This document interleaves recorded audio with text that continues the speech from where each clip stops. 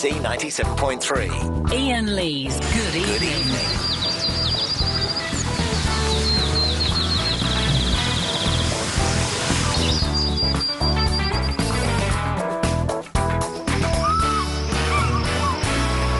$2,000 party overkill out of sight.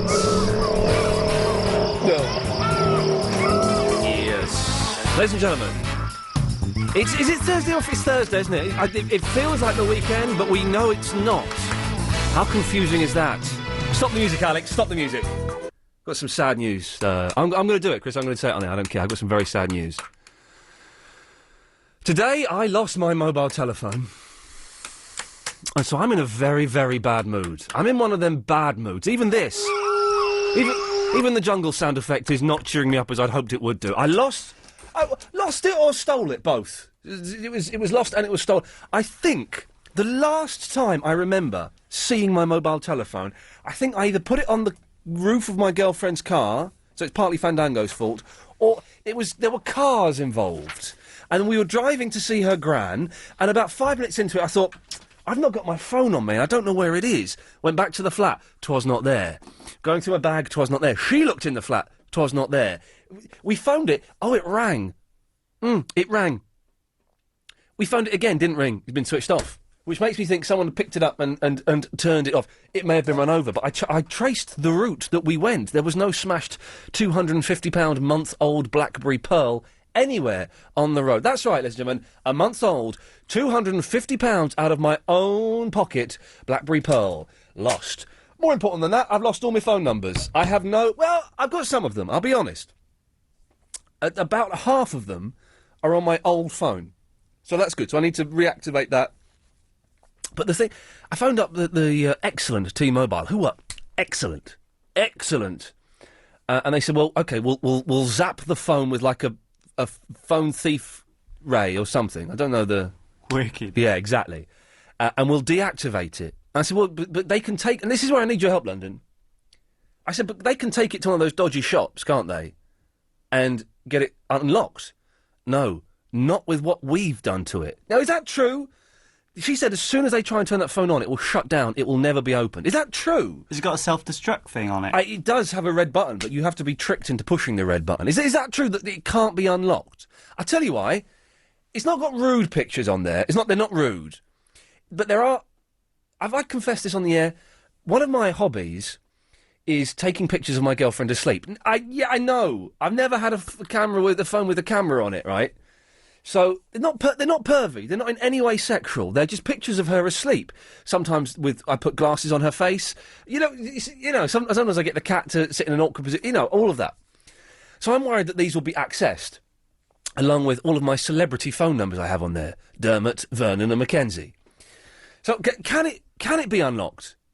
Because T-Mobile said specifically it can't be unlocked. Now, is that true, or was it just a woman who didn't know what she was talking about? Who has never been up the Holloway Road and has not seen all of those shops that advertise such service? Who's never been round Shepherd's Bush Green and doesn't know that there's several people who claim they can do that? 0845 6060 923. But tonight's show, ladies and gentlemen, finds me in not good mood, not good spirits, low spirits. I've got something that can cheer you up, though. Oh! I love you, man. But that's in... How is that cheering? Are you taking the mick? No, I really love you. How is that? What's that supposed to do? What? Oh, well, you just gotta, accept it, because, I read this, yes. scientist dude said it was good. I've got something you can accept. What? Can you accept that? Now, how can I accept that? You can certainly have a go. Take them phone calls. This is the busiest we have ever been at the start of the show. Let's go to John. Oh, it's Topic John! Hey. Topic John, you find me in very, very low spirits. Oh, man, I'm sorry. I'm in low spirits, man. I'm very low. I've had the phone a month. It cost me £250. I thought it was more than that. I thought it was like a £500 phone or something. No, I'm not that flat. Although, I had to send out one of those horrible mass emails to everyone in my email account saying, I've had my phone... I tried to make it funny. I've had my phone stolen. If you like me, can you send me your phone number? If you don't, then don't worry. So what it means is I've had a lot of replies from people who I don't really want replies from. I won't say any names, Charlie Wolf.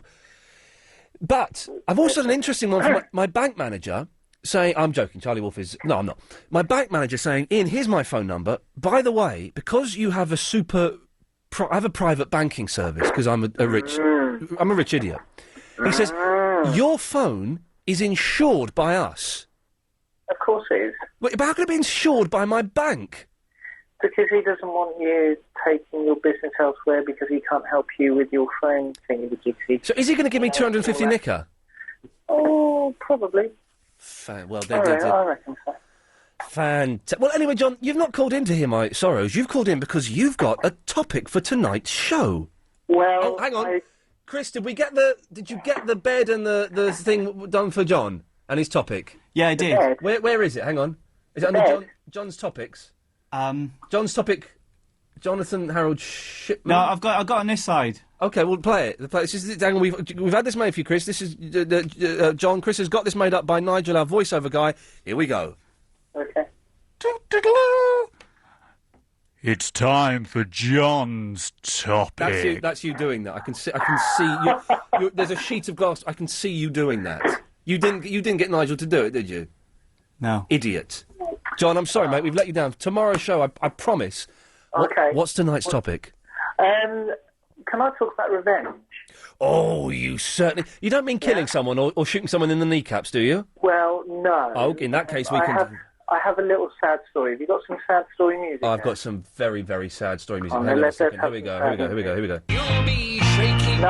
Hang on. But for God's sakes, don't fall for a media demon. Oh, that's Jonathan King. No, that's not... I want some violin. Hang on a minute. Some violin. I can do... hang on a second. No. No. I've got French. No, okay.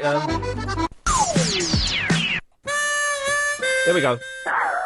I know it's the best I can do. I'm not implying anything, but you must have the sad violin music. I don't know what it's called, but you know the one. All I've got is hang on, let's try. Oh no. Is this coming off your iPod?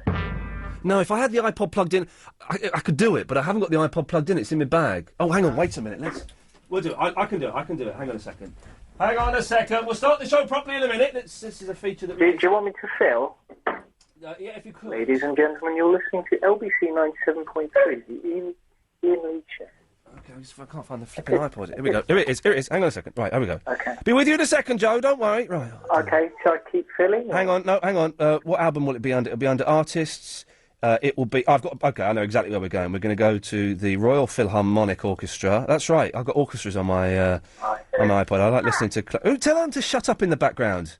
Who, me? Who's that in the background? Oh, that's my little girl. Well, tell her to shut up. How old is she? She's coming up to 2 years. Well, she's old enough to be told to shut up, then. A bit of responsibility. Right, you want sad music? Hang on, here we go. Yeah, come on. There's no music. There's no music sadder than this, is there? I think you'll have to agree. This is the saddest of all musics. Here we go.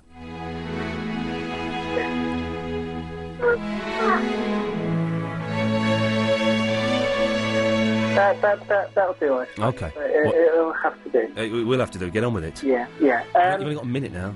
Yeah, my wife today was made with that. That's it. Oh, but hang on a minute. I messed around for 3 minutes to just to hear that. What a waste of... It's sad. Well, but I just... No, truly, it's sad. It's sad. Right, so where's the topic, John? I want to know any revenge stories, because she, not condoning it or anything, but she might be interested in some, Alex, stories. can you record John's disappointing topic and drop it in my folder? Do it again, John. Ask the question. Any revenge stories? Yeah, I'll be honest. Like, your topics are getting... Should we do that again? Yes, go on.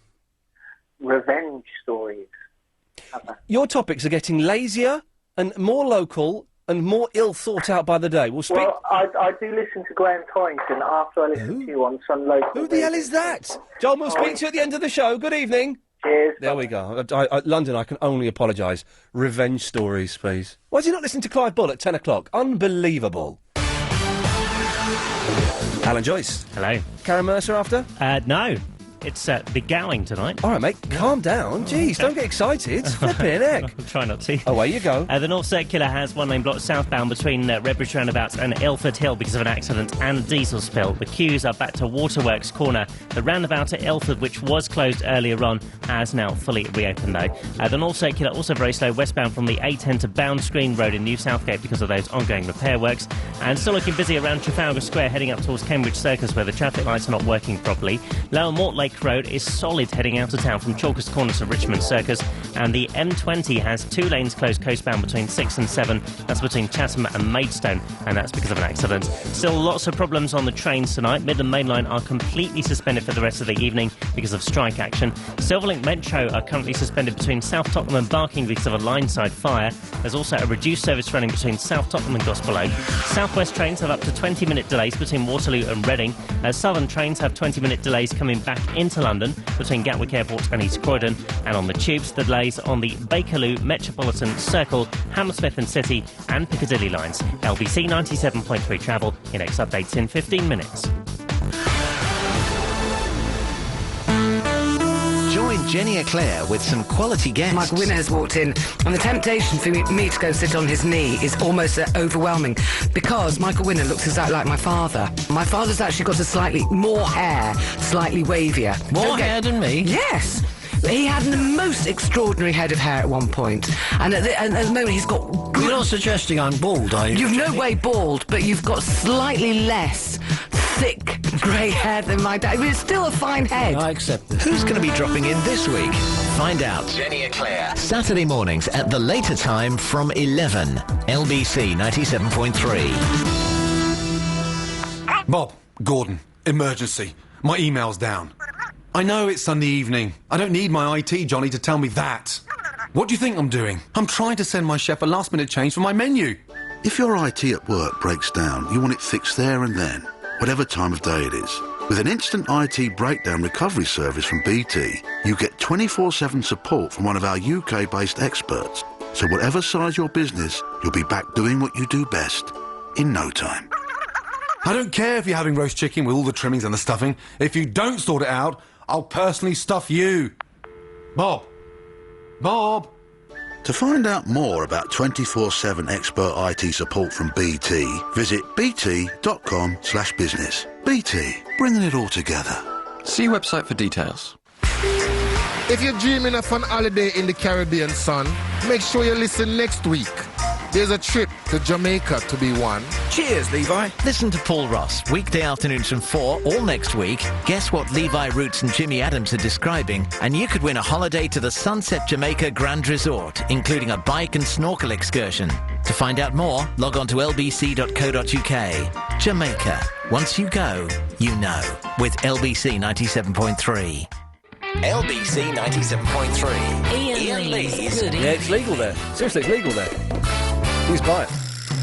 0845 60 973. It's Thursday night. It feels like a Friday for some reason. I don't know why. Let's go to Joe. Hello, Joe. Good evening, Iain. Good evening, Joe. Right, I've got 4... I'm going to start off on this. I've got 4 points, 2 quick ones, something about last night's show, and then a topic. OK, well, I'm off the air by 10 o'clock, Joe. You know that, don't you? Well, there's only 2 quick ones, unless you stretch them out. But my first point is this. I think any time during the week, you should be able to restart the show at any point, but only once a week, if you feel you've had a bad start. You can say, right, from now on, restarting the show. Interesting. Very, very interesting. OK. Yes. Right, second one is a little feature called Ask Iain. Now... What it is, Chris obviously vets the calls. Yes. So Chris will only let a question come through. Yes. Now, the difference is that you either choose not to answer it... Yes. ...or you answer it honestly, but you can't answer it with a lie. But we did this like a year ago as a feature. You did, yeah, but you answered honestly and things like that, whereas I felt this time you can choose not to answer it at all. OK, well, ask me a question. Well, I don't know, because I'm not ringing up to do that feature. I'm just ringing up with the idea. Well, hang on. Jim? Yeah? Ask me a question. What are you doing in 3 weeks' time? Listen, that now. that is actually an excellent question. So, Joe, what do I do? Do I answer it or tell him to get knotted? You can choose to not answer it if you feel it's inappropriate, or you answer it, but you have to answer it honestly. Okay, I'm going answer it. to choose to not answer it. There we go. Nice. So that was fun, wasn't it? That was it. Right, now... Jim, we'll be back to you in a second, mate. No probs. Good lad. Yes, Joe. The other thing is, last night, Oliver Hardy was on the show. Excuse me? Well, I don't know if you can get it queued up. If I do it, it won't sound as good, but it was on my iPod. It's 53 minutes into the show. We have not got the technology or the will to go 53. We can't do that, can we? At a moment's notice. Alex is thinking. Oh, you can do it on the computer. No, Alex wasn't thinking. He was thinking of something that wasn't involved with work. I see. Okay. Sorry, Joe. If I go to Podcasting Plus and you push play, yes, you can then shoot forward. Well, it might take a little while, but you can do it. But I haven't got. I'm not subscribed to it. I listen to all the shows I need to. Right. Well, Oliver Hardy was on. Oliver Hardy. Well, what it was Elizabeth Stadd. Oh yeah. And she asks him. Oh yeah. I know what you mean. I certainly did. Something like that, isn't it? I most certainly did. Yeah. Hey, do you know what? It turns out Elizabeth's dad, Elizabeth, if you don't know Elizabeth, is the 12-year-old Japanese girl who's been speaking English for 3 years, and she's just absolutely gorgeous, and we love her. My favourite caller. Her dad has sent me the most remarkable email today, where he's explained a few basic Japanese rules, cleared a few things up for me, and said if you ever need any help, I can get in touch with them. Oh, he's brilliant. I'm gonna reply to his email over the weekend. 'Cause it's such a detailed email. Don't want a quick. Oh, thanks for that. I'll speak to you later. I want to do a proper reply. It would be good if he could ring in, because we could listen to him properly. I most certainly did. You're very spot on. Yes, I do. I remember that exactly. He was. But the other point was my topic. Yes. And the title would be Genius or Jeremy.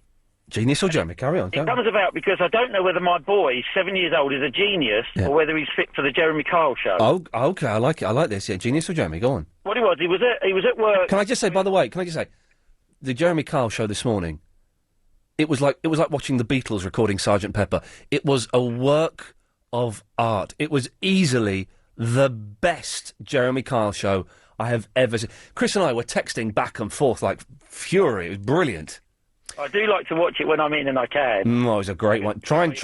If you have to buy bootleg copies of it in Camden Market, try and get today's Jeremy Kyle show. Sell it there, do they? No, they don't. Okay, so Genius or Jeremy, how does this work? Right, okay, what it is, my little boy was at work with my ex-partner's partner. Oh, what a complicated life story you have. That's it. But he's 7, and he was at the. What, your ex-partner's partner? That's weird. No, the boy. The boy. Okay. Young lad. Yes. So he's at work, and the women that work there as well were talking to him and saying, "What do you want to do when you grow up?" Yeah. And he says, "I'd like to be a comedian." Brilliant. Or a lesbian. Oh, fantastic. Now, I don't know yes. whether it's his comedy genius is coming out. Yeah. Or he genuinely is confused. No, I said that he sounds like a genius. But he understands. He knows what a lesbian is. Yeah. He knows that it's two women that want to be together and get married. Yeah. So he understands that part. But I don't know whether he's Genius or Jeremy. Okay. Okay. So, but how do we make that into a topic? Well, we can't just talk about your boy. That's not fair. To be honest, I felt it wasn't really a topic. I just wanted to tell you what he said. Right. I'm going to cut you off now, Joe. Thank you. There we go. 0845 6060 973 is the telephone number if you want to give us a call. And Jim is in Morden. Hello, Jim. Hello, mate. How you doing? I'm all right now, brother. What can I do for you? Good. Two things. Sorry I couldn't call you back last night because I was just handing my phone into security. So why were you going to call us back? What was the... What? About the internet and stuff like that. Oh, yeah. You won't crash it, and also it won't run out of IP addresses. It's a bit long-winded to go into, so I'll pass that one over. Good lad, 'cause it sounds a bit boring, so yes. It does get a bit boring, believe you me. Yes. The second one, your BlackBerry. Yes. When T-Mobile issue a kill command, yeah, right, within 15 seconds of your BlackBerry being switched on, yeah, as soon as it receives the signal, it then wipes itself. Oh. All data is completely and utterly obliterated. Oh, really? Yep. Oh, Jim! Jim! I do this for the Home Office. Jim, it's time to celebrate! Yes, sir. Passiamo noi e la gente ci guarda ed amico un po'. Ci chiamano i monkeys! That's the best news I've had all day, Jim. I thought it might make you a bit happier. It's very rare I crack open the monkey steam in Italian, but you've earned it tonight, my friend. I'm sending you a crate of the finest champagne that my producer can afford. Well, that won't be much. No, What? exactly. Well, Jim, listen, mate, that's brilliant news. Thank you very much for No that. problems. You should keep up the good work, Ian. Good lad. Cheers, fella. Bye. Bye-bye. Oh, everyone, my pictures of my sleeping girlfriend and my privates are safe. Sing Hosanna. Sing Hosanna, I can see again. It's Jim in Beckenham, who's a little bit creepy. Good evening, Ian. Good evening, Jim. If I was to be dropped on a desert island... Yes. ...and I was allowed 2 types of food... Okay. I would take haricot beans... and oranges, big oranges. Okay, but pourquoi? Well, because I like them. Oh, I thought there was something special, you could build a boat out of them or something. Well, maybe out of the tins you could build a shelter. Yes. I would, if I could take 2... Why is it 2 foods, and why would you be carrying 2 foods if you dropped out of a plane? Well, I was just thinking that what types of 2 foods would some of the listeners take? I would take bread and cheese, and I would make cheese sandwiches. Well, that's quite... Chris, if you could take... everyone's phoning in with their own slightly rubbish topics. Like, Chris, if you can take 2 foods onto a desert island, what 2 foods would you take? Topping. Cheeseburger? Well, that's more than one thing. You're having relish in that, or ketchup? Ketchup. Well, it's cheeseburger and ketchup, that's 2 things. Alex? What?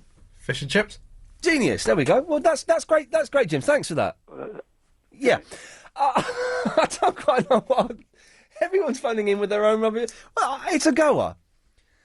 If you could take 2 foods... I can't believe I'm saying this on the radio. If you could take 2 foods onto a desert island with you, what would you take? 0845 6060 973. And a drink? You can't take a drink. Why? You try and find... You drink coconut milk. Oh, that's boring now. I like coconut milk, but you get too much of it and it's... Where'd you get coconut milk from? The phones have gone... from coconuts. The phones have gone mental for the 2 foods on a desert island topic, so do your job, boy. Dom! Hello, Ian, how you doing? If you could take 2 foods onto a desert island, what would you take? 2 foods? 2 foods. 2 food types or just 2 individual bits of food? I don't know. Can I eat them forever? Can I have 2 things, but I can continue eating those 2 things, or I've just got to live off the 2? I think you have to live off the 2. So you can take lots of them, but you won't live off them forever. Okay, well, it's got to be a curry of sorts. A curry of sorts and a bit of naan? Well, yeah, it comes with it, hopefully. That's a 1. Yeah. No, the naan is your second thing, I'm afraid, Dom. Sorry, mate. Oh, I'm done. Anyway, what can we do for it? Hang on, I believe... hang on a minute. I believe you've got... A revenge story. Revenge story? Yeah, you said... That was you saying it. I wasn't sure if I pressed the button. Okay, let's hear your revenge story, Dom. Okay, girlfriend, works for the police.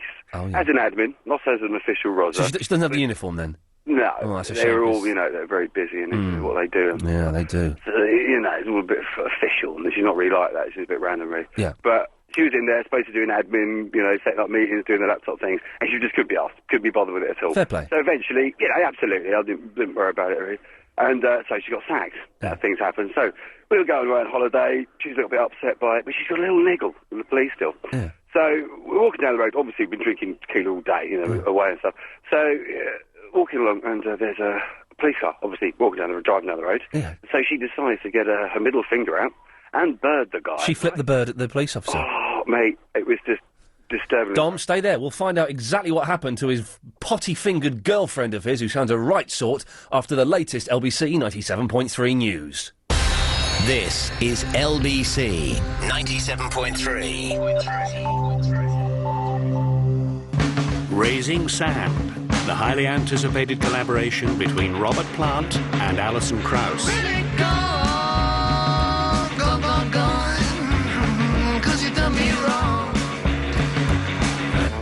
A magical album that defies definition. Robert Plant and Alison Krauss, Raising Sand, out now. We'll show you something beautiful. We'll show you Cyprus and the Greek islands. Your new home. At Cybarco, we offer a wide range of properties. From comfortable residential homes to exclusively designed holiday homes and even prestigious golf resort properties, let Cybarco make your dream home a reality. Talk to us on Saturday the 3rd of November at the Comfort Hotel, Holywell Hill, St Albans, and Sunday the 4th at the Hilton Hotel, Seven Hills Road, Cobham, from 10 till 5. Cybarco, beautiful homes in beautiful locations. On 97.3 DAB and online. London's biggest conversation. LBC. It's 7:30. Good evening, I'm Lucy Coward. London's most senior policeman standing firm tonight despite a jury deciding his force broke health and safety rules in the shooting of Jean-Charles de Menezes. The innocent man was killed in 2005 after being mistaken for a suicide bomber. Met Police Commissioner Sir Iain Blair's received government backing, but opposition parties want him to quit. Police are investigating after a group of men assaulted a number of passengers on a tram in Croydon. It happened around 10 o'clock last night. A 16-year-old's been arrested. Prince Harry's on his way to Lesotho to check on the progress of the charity he set up to help vulnerable children there. He started Centre Ballet in memory of his mother Diana, Princess of Wales, in 2006. He's particularly fond of the Southern African nation. A Clarence House spokeswoman says it's a working trip. And the Spice Girls have been given a sophisticated makeover for the video of their new single. Headlines will be broadcast tomorrow for the first time, following an introduction from the group. The song's one of 2 new tracks the Spice Girls have recorded for their greatest hits album. London's weather staying generally cloudy through the rest of the evening and through the night. There may be the odd gap in the cloud and some mist patches forming by morning. Lows of 9 degrees Celsius. It's 14 degrees right now in Camden. You're with LBC. The time's just coming up to 7:31. Mrs. Alan Joyce in the LBC 97.3 Travel Centre, and a stack of problems on the trains this evening. We're just getting details in now that Southern, First Connect, South Eastern and Gatwick Express are all being severely disrupted on routes via Purley Oaks because of an incident there. It looks as though the lines had to be closed, so a number of trains are literally at a stand at the moment. Midland mainline services are completely suspended for the rest of the evening because of strike action. Silverlink Metro are currently suspended between South Tottenham and Barking because of a line-side fire. Only a reduced services running between South Tottenham and Gospel Oak. Southwest trains have up to 20-minute delays between Waterloo and Reading, and Southern trains into London have delays of up to 20 minutes between Gatwick Airport and East Croydon.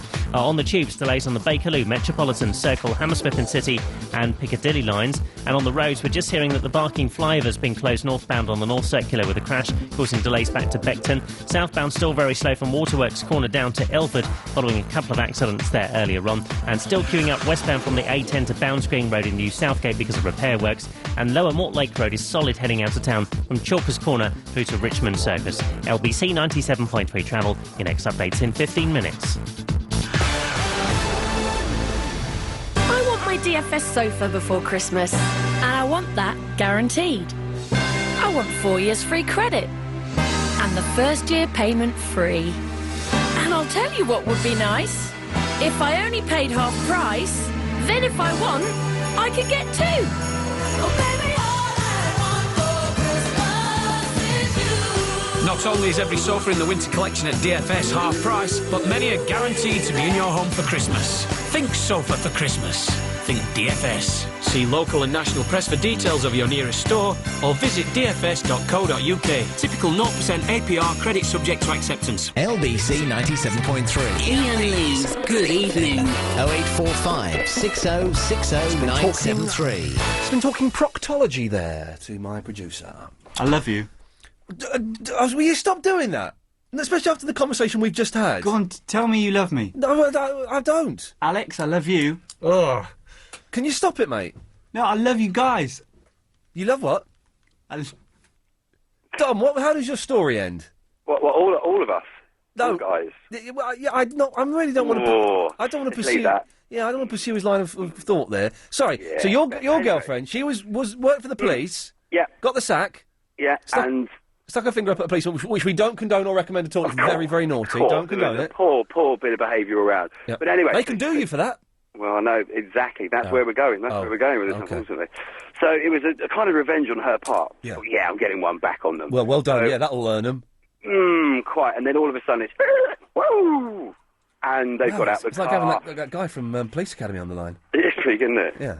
I'm there. So anyway, they've got out and they've absolutely steamed into what's your name, all the rest of it, absolutely put her in pieces, and she's sitting in the back of the car going, so I didn't do anything, and all the rest of it.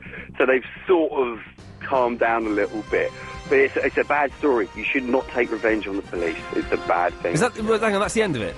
Well, pretty much. I've just got the Crime Watch music queued up there. But the only other thing she did do after that, we're in another pub after, and she's telling the story now, because she's cheered up. She's like, yeah, I saw it, the police and all the rest of it. Yes. And some other guys had seen it happen, and they came over, and he was outside in the big garden, and he went, yeah, love, and you cried your eyes out. So not only did she almost get arrested, she got dissed as well by some strangers in a pub. Absolutely. Entire pub garden just Dom, ripping it out of her. good lad, thank you very much for that. That's the first proper story of revenge that we've had since John's topic about revenge. Don't really work for me. 0845 6060 973 is the telephone number. We're all watching the footage of dolphins. There's that dolphin being killed. Hayden Panettiere, the fit cheerleader from Heroes, took on Japan. And Japan won, I think. I believe Japan kicked the cack out of her, is a polite way of saying it.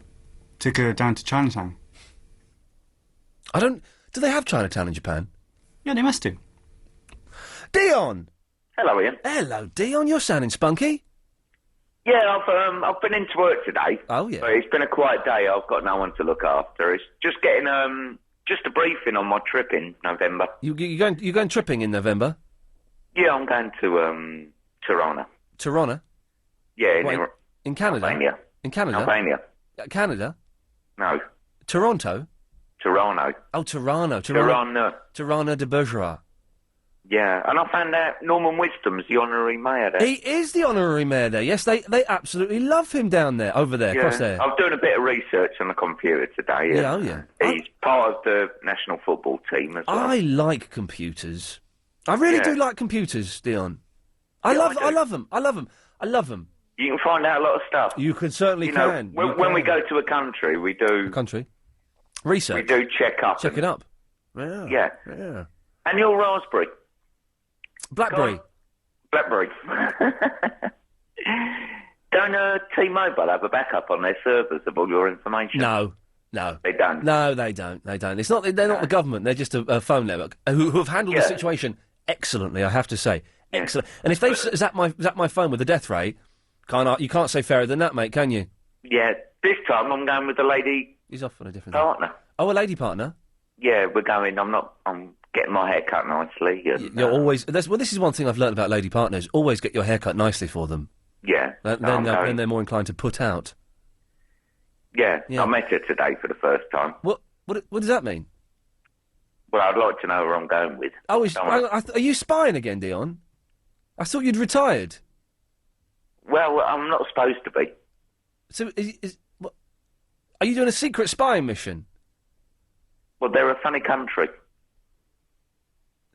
You know, they're just sort of coming into the West. Yeah. So they sent a retired spy in. I'm already retired, am I? Well, no, hang on, no. For the last month, you've been saying you're retired. Yeah, but I can still do it. Okay. You know, I'm not allowed to be armed or anything like that. Okay. Well, Dion, listen, always good to talk to you. And you, mate. Take care, fella. Bye then. Bye-bye. I noticed G-Man called up earlier on. Let's have him on. Can I just say, for people who haven't called up for a long time, like G-Man... we had Neil yesterday, didn't we? Graham. I've been thinking about these a lot today. G-Man, Graham, Bob Dylan... all these, everyone can call up to anyone that's been banned can call up tonight. 0845 6060 973. Let's make our peace, London. If you've been banned from this show, give us a call. We'll put you on the air. And also, if you haven't called for, like, I don't know, 6 months, a year, 2 years, I don't know, call up. Tell us where the hell you've been, for God's sakes. Ari. Hello, mate. Are you all right? Yeah, good. How am I saying your name, sir? Ari or Ari? It's A-R-I. And how am I pronouncing it? Ari or Ari. Ari or Ari? Yeah, it's up to you, man. Well, no, hey, listen, man, it's your name. Yeah, but my actual name isn't quite that. Is it Arinda or something? Yeah, maybe. Okay, well, so how do you say A-R-I? I say Ari. Okay, Ari it is then. Why not put an H in front of it and be Harry? Yeah, that's not my name. No, okay. It's mysterious. Okay, Ari, what have you got? Fried chicken and the corn on the cob. Is this the two foods you take on a desert island? Yeah, man. I can't believe this is taken off as a topic. Okay, so the question is if you could take two food. I don't know why it's two foods. Personally, I would take a hot chick and a matchstick.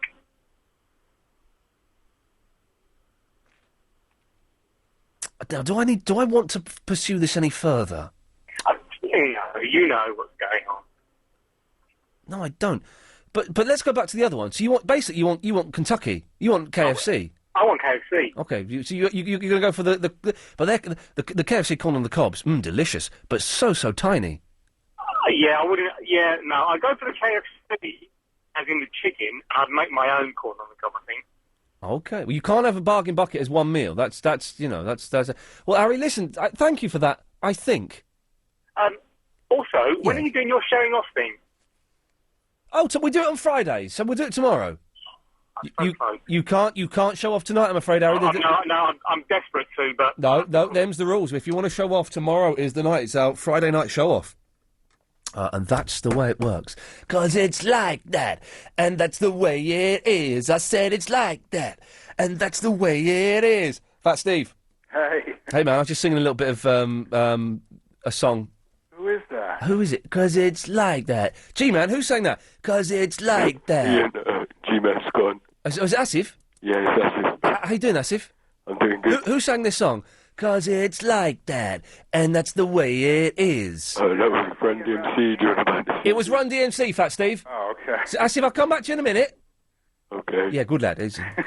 Yes, Fat Steve. I had a bit of an idea for a new topic. Okay. By the way, did you hear someone phoning up yesterday or the day before to diss you?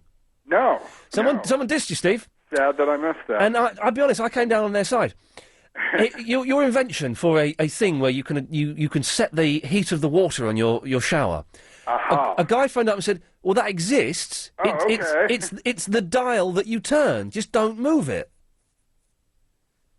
You don't turn it off at all. Well, no, but my heat is on a different thing to the power pressure point. Oh, I have two in this country. Lost in translation. In this country, it's industry standard to have two dials, one for pressure, one for heat. Oh, well, things are just better over there. Oh man, aren't they just? Anyway, Fat Steve, what can I do for you? Well, I had an idea for a topic, Yeah. sort of based on that Knights of Prosperity line you said the other day about him thinking Halloween was called Halloween. Oh yeah, well, brilliant line. Did you know for up until 2 years ago, I thought Halloween was pronounced Halloween with an M. I mean, that's the topic being inaccurate impressions you may have had. Okay, this is. And like mine was, do you remember like 7 or 8 years ago, Sandra Bullock was in this movie called 28 Days where she played an alcoholic? No, I don't think we got that one. We got Miss Congeniality too. It was around that time. Right.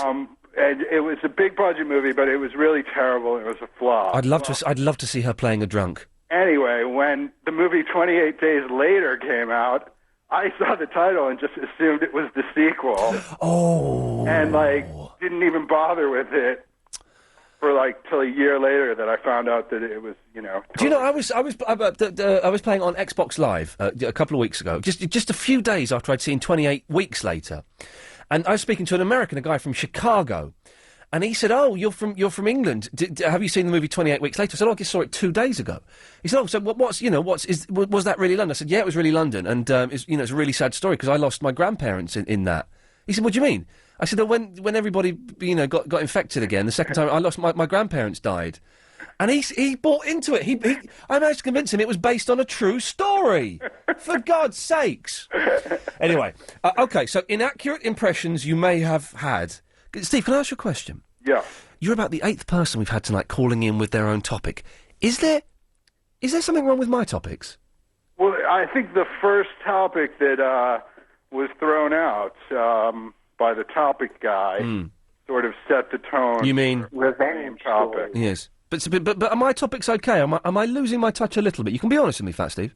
Well, only in that you've sort of delegated to someone who possibly is running out of topics. Well, I take. So I'm going to let me just read all the topics I have in front of me, Steve. This is how good I am. These are the topics I have typed up. Where would you hide in your flat if a murderer came in? Blokes with 2 earrings. People who say thinking outside the box. Where's the fire escape in your house? Babies who have their ears pierced. Who loves a grass? Do adults have pencil cases? Celebrity scissor hands versus the salon. Celebrities that should stick to what they know best. Telling your mates you love them. Parade of heterosexual... Oh, you've put this on my list, Chris. What? Parade of heterosexual men expressing their love for their male friends. It's good for you. And Helen's well-expensive fountain pen. I don't know what that... So I've got topics, Steve. I'm just, keeping them under... Maybe if you rattled them off rapid fire at the callers, that might get a different result. Steve, if I send a tape of my show to you, could you send it to an American radio station and get me a job over there? I could do the first bit, definitely. What was that? Me send you something? No, send it to the radio station. And get me a job over there? Help? That might not be within my capabilities, but I would certainly do my best. Steve, I've used you I don't need any more. Good evening. Bye. Good evening. Asif? Yeah? Can you introduce Alan Joyce for the travel?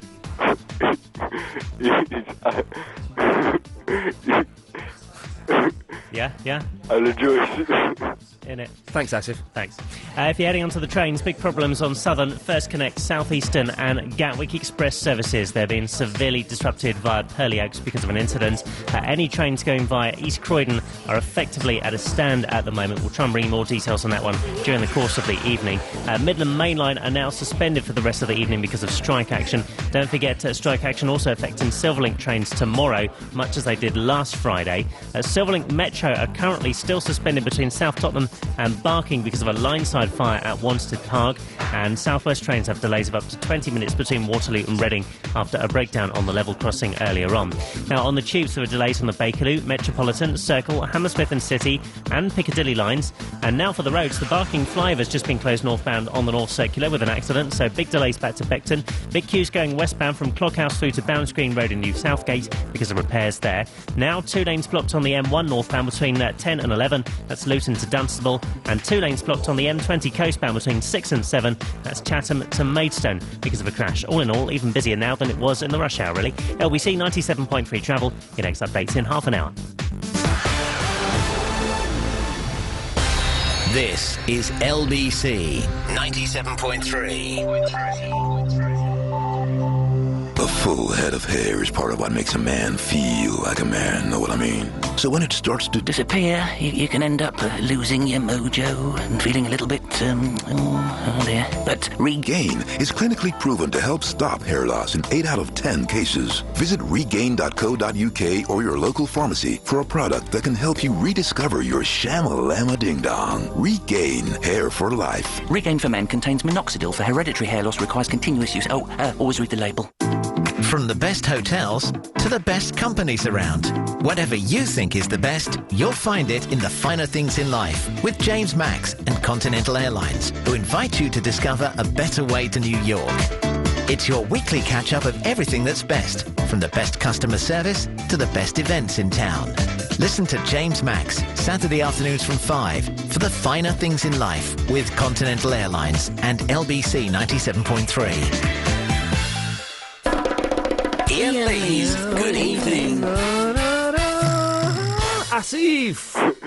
Hello, Ian. Hey, man, how's it going? It's good to have you on board. Where's that loser G-man? Well, he just went out and he said he's going to get your phone back. Hang on, he knows where my phone is? I don't know, he hasn't come back yet. Idiot. Anyway, Asif, what are you up to, man? I'm looking after G-man's baby, Fiddy. What's it called? Vinny? Fiddy? Fiddy, yeah. And is the baby all right? Not really. Okay, well, that doesn't... That's it. I wanted to put out a topic. Oh, why is everyone... Okay, well, you've got a topic. How do you look after a baby? What do you feed it? Sorry, what was that? How do you look after a baby? And what do you feed it? How do you... I'm going to write this down. How do you look after a... Hey, Asif! Oh, God, was that... I've got news! What? I've got news! Just carry on. What was that? Who are you talking to? Is that G-Man? Who are you talking to? It's not G-Man. Who's this? Using my phone. Hello? Who are you? My name is Susan. Hello. No, you're not Susan. Why are you speaking to a Susan? My name is Susan. I'm Asif's girlfriend. Hello, Susan. Sorry about that. That's just my friend there. Hello. Oh, I can do my voice. So just get rid of him. He's an idiot. Can you just leave for a second, please? No, it's my house. I'm just talking to... It's my house. Hello, my phone, Susan, yeah? I love Asif and I like kissing him. Susan, yeah? It's my house, alright? I'm going now. Bye. You better hang up after this. Bye. Sorry, I don't know what that was all about there. It's a bit weird. Les! Yeah, hi. Hello, Les. What? Hello? Yeah, you lost your phone numbers on the old BlackBerry. I lost my phone numbers on the old BlackBerry, yes. Right. When your next bill comes through, all your numbers will be there, won't they? No. My bill is not itemised. I thank you. It's not. Oh, it's not. No, Sorry. no. All right, okay. Listen. Sorry, Les. Yes, I appreciate what you're doing, but no, you're not. No, fair enough. You know you went for your American visa a little while ago, Yes. and you got it I've got it, which means I can go to America in December for a week. in time. Yes. Well, New York or wherever. New York City. Gonna do a little bit of shopping. Gonna go and see Ronnie Spector and have some food. Good. Well, I got my visa come through yesterday, Well done. and I'm going on the 18th to New York City. Oh, I'm coming back on the 18th. All right, so I'll see you at the airport. We may do. I'm going off to see my my son's new father-in-law. Hang on, you're going to see your son's new... Oh, OK, right, yes, that makes sense, yes. He's the sheriff of Breezy Point out there. Oh, is he really? He's a sheriff? It's a sheriff. Go with the sheriff, yeah. Oh, mate, that's fantastic. How cool is that? Does it make it... Les, what line of work are you in? You know, well, I'm in the boiler industry, you know. You're in the what? Boilers, gas. It's that muppet who sells boilers. Not as good as a sheriff, is it, Les? No. Are you feeling a little bit small and insignificant now? Exciting stuff. Me and the sheriff of Breezy Point. He might throw you into chokey for a couple of days to teach you a lesson. If he sees my criminal record, he probably will do. Well, exactly. Well, Les... oh, God, blimey. Well, let's have a lovely time. Well, I'm sorry your bill's not itemised. Sorry? I'm sorry your bill's not itemised. Well, so am I, Les. Thank you. Thank you very much. What the... It's like weirdos calling up tonight. Is this the best... Are these the best calls that we have coming through? There's just not enough love. What are you going on about that for? Because it's like really healthy to say to your mates that you love them. Apparently. Who has told you this? Oh, it's just like scientist dude. No one does that. That's such an 80s American thing. He did experiments and he said it's good to do it. What are the positive results of telling your mates that you love them? They'll feel good and loved. And but it's just making me and Alex feel uncomfortable. No, it's because you're not saying it back. You've got to say it back. Come on, man. I love you. Alex, say it back to him for a second. I'll see. Alex, I love you. Do I have to? Go on, just do it for a minute. Do I have to look at him? Look me in the eye. Don't look at me while you're saying it. Look him in the eye. Chris, I love you. Look me in the eye and say it. Chris, I love you. Oh. Yeah, it's no, just wrong. It's not good, mate. I'm going to take this call from Alan. Alan. Hello, Ian. This is going to sound perfectly sane, I'm afraid. Okay. The Desert Island Foods. I can't believe anyone has phoned in for this. The 2 food... I don't even know what this means. Am I going to be allowed to take a tin opener? Yes, you can. Fine, then I would take... Am I allowed to name brands here? Well, yes, exactly. The 2 foods you would take to a desert island are... Tins of ambrosia custard. Oh, and God. Mr. Kipling Manor House cake. Oh, Alan, can I come to your desert island, please? Yeah, of course you can. Good lad. I used to, when I was a student, I used to eat like 2 tins of that ambrosia custard in a row. It's fantastic. I'd sometimes, if I was really greedy, I'd mix a tin of ambrosia rice pudding with a tin of ambrosia custard. But have you had it with a Mr. Kipling Manor House cake? Which one? No, which one is the Manor House cake? It's the one with the brown. It's the fruity one, like your nan used to bake. Oh, okay. With the demerara sugar baked on the top. I like the. I've not had it with that. I like the one with. What's the one with the sort of marble effect on the top? What's that called? It's Bakewell tart. Yeah, of course it is a No, bakewell. the country slice is the best. Oh, okay. But have you noticed the amount of packaging that they're wrapping these things in? Hang on a second. It sounds like you're going to talk about a serious topic. You're charging people to throw their rubbish away. No, what I'm saying... I don't think there's enough packaging. I want more. I want my food to be better protected than it is now. I want as much packaging as possible to make sure my food is kept as safe as possible and away from. Yes. Concentrate on keeping your mobile phone safe. Yes, Alan. Okay. Good night. Thank you. Right. I want more packaging. I want more carrier bags. I want more. 0845 6060 973. 'Tis the telephone number if you want to give us a call. Alex, we're going to those ads early. Where are you? This is LBC 97.3. Your toe gets all the attention when you've stubbed it on the door. You'll give your back a rest when it creaks and shrieks, I'm sore. Your head will thump and bang so you know it's feeling off, and your throat demands some care when it hacks and makes you cough. Your body likes to tell you when it's feeling on the blink, but often there are poorly parts that are quieter than you think. Your boobs don't like to create the fuss that other bits will make, but often it's the little signs that have everything at stake. Like a change in size, or a change in shape, or a rash across your breast. Just nip off to the doctor and put your mind at rest. Show your boobs some TLC. Touch, look for any changes, check anything unusual with your doctor. To find out more about the signs and symptoms of breast cancer, visit Breakthrough Breast Cancer at breakthrough.org.uk. Iain Lee's Good Evening. Yes, Sean.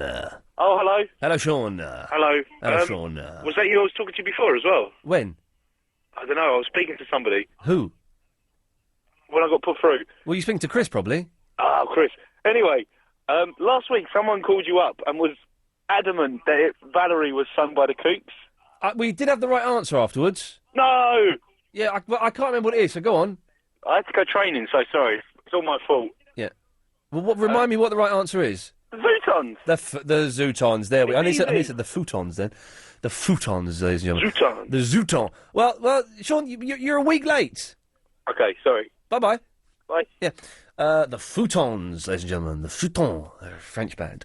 Dean is in Deptford. Good evening, Dean. Good evening. Good evening. Hi, or West Greenwich, as sometimes I like to prefer it to be called. Yeah, Are you sure you're not Anthony in the Hoddesdon? No, I'm in the Deptford. Okay, good lad. Carry on. Yeah, just calling about your mobile phone. Yes. It's basically, from what I know, is Yes. What do you know? when with the SIM card, what you said about the dodgy shops, and you said that T-Mobile could actually kill the phone, so it won't work. For T-Mobile said they'd their quote was, "We've sent a death zap ray to it that will destroy the phone." That sounds really powerful. Yeah. The thing is, if you get a mobile phone, when you get a mobile phone, Yes. How many more times are you going to say mobile phone? probably about 2 more times. Okay, I'm counting. Okay. So when you get a mobile phone, that's one. Yes. Okay. You should have a serial number. I haven't got. Yeah, well, that's too late now. It's gone, isn't it? Well, for the next time. Just for the next Well, it's time. too late now. It's gone. The woman said, "Have you got the code?" I said, "No, of course I haven't got the code. I didn't think I'd be stupid enough to leave the phone on the roof of a car. Then some idiot would steal it." Yeah. So have the serial number, and you should have an IMEI number as well. This is but Dean, it's no use to me now. It's in the hands of a young hoodie. I probably might know that person. No, not really. No. Yeah. So It's if you do know anything about it, Dean, I do have to urge you to go to your local police station and grass them up. Of course. Yeah. No, the thing is, you should always make sure. Don't tell me now. Don't tell me that. What you're doing is you're basically getting a picture of my mobile phone, lots of pictures of my mobile phone, my phone in the Caribbean, my phone in Los Angeles, my phone up a mountain, and you're grabbing the back of my head. You're putting these pictures of my phone in different locations in front of me on the table. You're grabbing the back of my head, you're pushing my face down into these pictures, and you're shoving them in my mouth saying, "Eat them, Lanky, eat them. That's your phone. Your fault. Eat it." That's what you're doing to me, Dean. Okay. And just for anyone else that might be listening, if you press star... He's still doing it. I'm not having... I've cut him off. I'm not having that. He's doing that. He's getting the picture of my mobile phone, tied me to a chair with my hands tied behind my back, and there's pictures of him making love to my mobile phone. And he's waving them in my face and dancing an erotic dance. That's what Dean was just doing then. John, what have you got for me? Ian, I'm mad. Go on. What were you playing at? What? I'm supposed to be topic man, aren't I? Bringing on these hot topics, and then everyone's at it. Well, you're not the real topic man, are you? Was it? Yeah. Hang on a minute. Revenge stories. Well, it doesn't sound like you. Yeah, it does. I still got that crackly old Wiltshire carrot crunching accent. No, all right. Let's try this one. Hang on a minute. Let's try. Outrageous excuses for not turning into work. Say that. Yeah, that's me. That's me. Then you're a fake John. No, it's me. No, I'm phoning from home. All right, John, prove it. Give me another topic. Prove it's you. Oh God, what another hot topic? Yes. What's in your wallet? Oh. Oh, man, he listens to the local radio and he gives it to us. Right.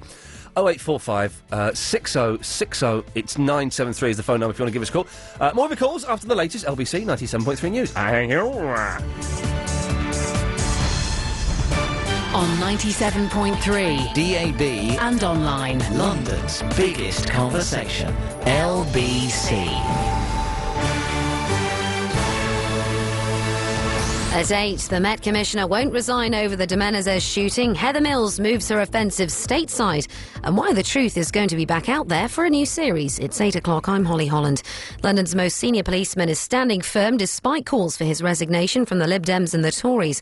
They want Met Commissioner Sir Iain Blair to quit after a jury found his force guilty of breaching health and safety rules in the shooting of Jean-Charles de Menezes. He was killed outside Stockwell Tube Station after being mistaken for a suicide bomber in 2005. Scotland Yard's been fined £175,000. Jenny Jones from the Metropolitan Police Authority told LBC Sir Iain Blair has unfinished business. Right-wingers didn't want him in the post to start with, and they've clearly had a really good attempts at getting rid of him. As he came out of the court, he did, in fact, list all of the things that had gone right with the Met, and it's just an incredible shame that there's this huge blot on his copybook, you know, the killing of an innocent man. And I think it's time he now buckled down and actually cleared up the mess that the Met has made.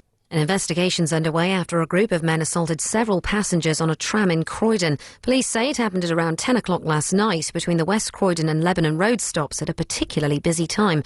A 16-year-old's been arrested for assault and possession of an offensive weapon. Jerry McCann spent his first half-day at work since his daughter Madeline vanished from their holiday apartment in Portugal. The consultant cardiologist working a 3-day week to start with. For a second day, Heather Mills has gone on a TV offensive, but this time on American television. In an interview with the Today Show, she turned her attentions to Sir Paul McCartney. She says she promised the Beatles she would walk away with nothing if he took responsibility for the breakdown of their marriage, but he did nothing. Mark Bukowski is one of Britain's leading publicists, and he told LBC she could have gone about this a lot differently. When you're in the centre of the storm, you don't want to show the media what you really feel. I think there might have been a cleverer way of making her point, but all she is doing at the moment is making more and more enemies, and this breathless attempt to attract the public vote for her campaign doesn't seem to be engaging them just yet. And Mulder and Scully are back. A second X-Files movie has finally been confirmed. Fans of the sci-fi series have been hoping for a comeback for almost 10 years. It'll be released in July next year. David Duchovny and Gillian Anderson will reprise their roles as the FBI agents, with creator Chris Carter writing and directing the film. In London's travel news, the Barking flyover is closed northbound on the North Circular because of an accident. It's causing queuing back to Beckton roundabout. And in London's weather, staying generally cloudy through the rest of this evening and through tonight. There may be the odd gap in the cloud and some mist patches forming by morning, lows of 9 degrees Celsius. Right now we have 13 in Hammersmith. The sun rises tomorrow at 6:52, and tomorrow there'll be quite a lot of cloud around to start with, any mist clearing away, and then the day will be dry with perhaps a little bit of sunshine through the course of the morning and into the afternoon. LBC, it's 8:03.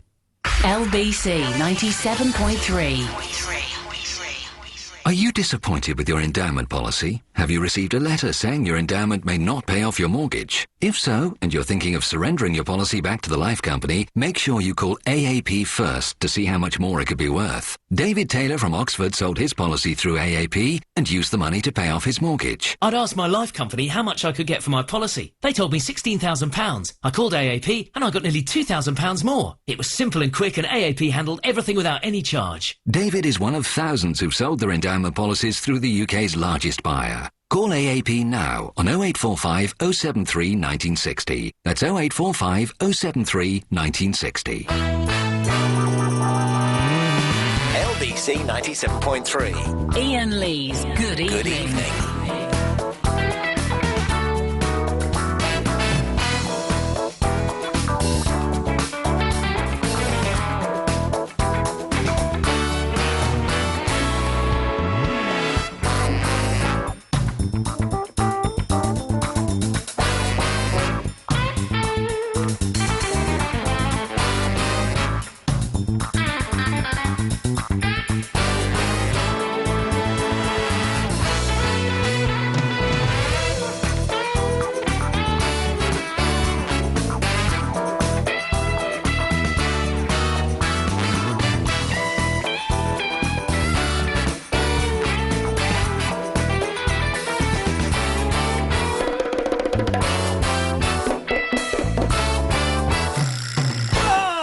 sweet Lord!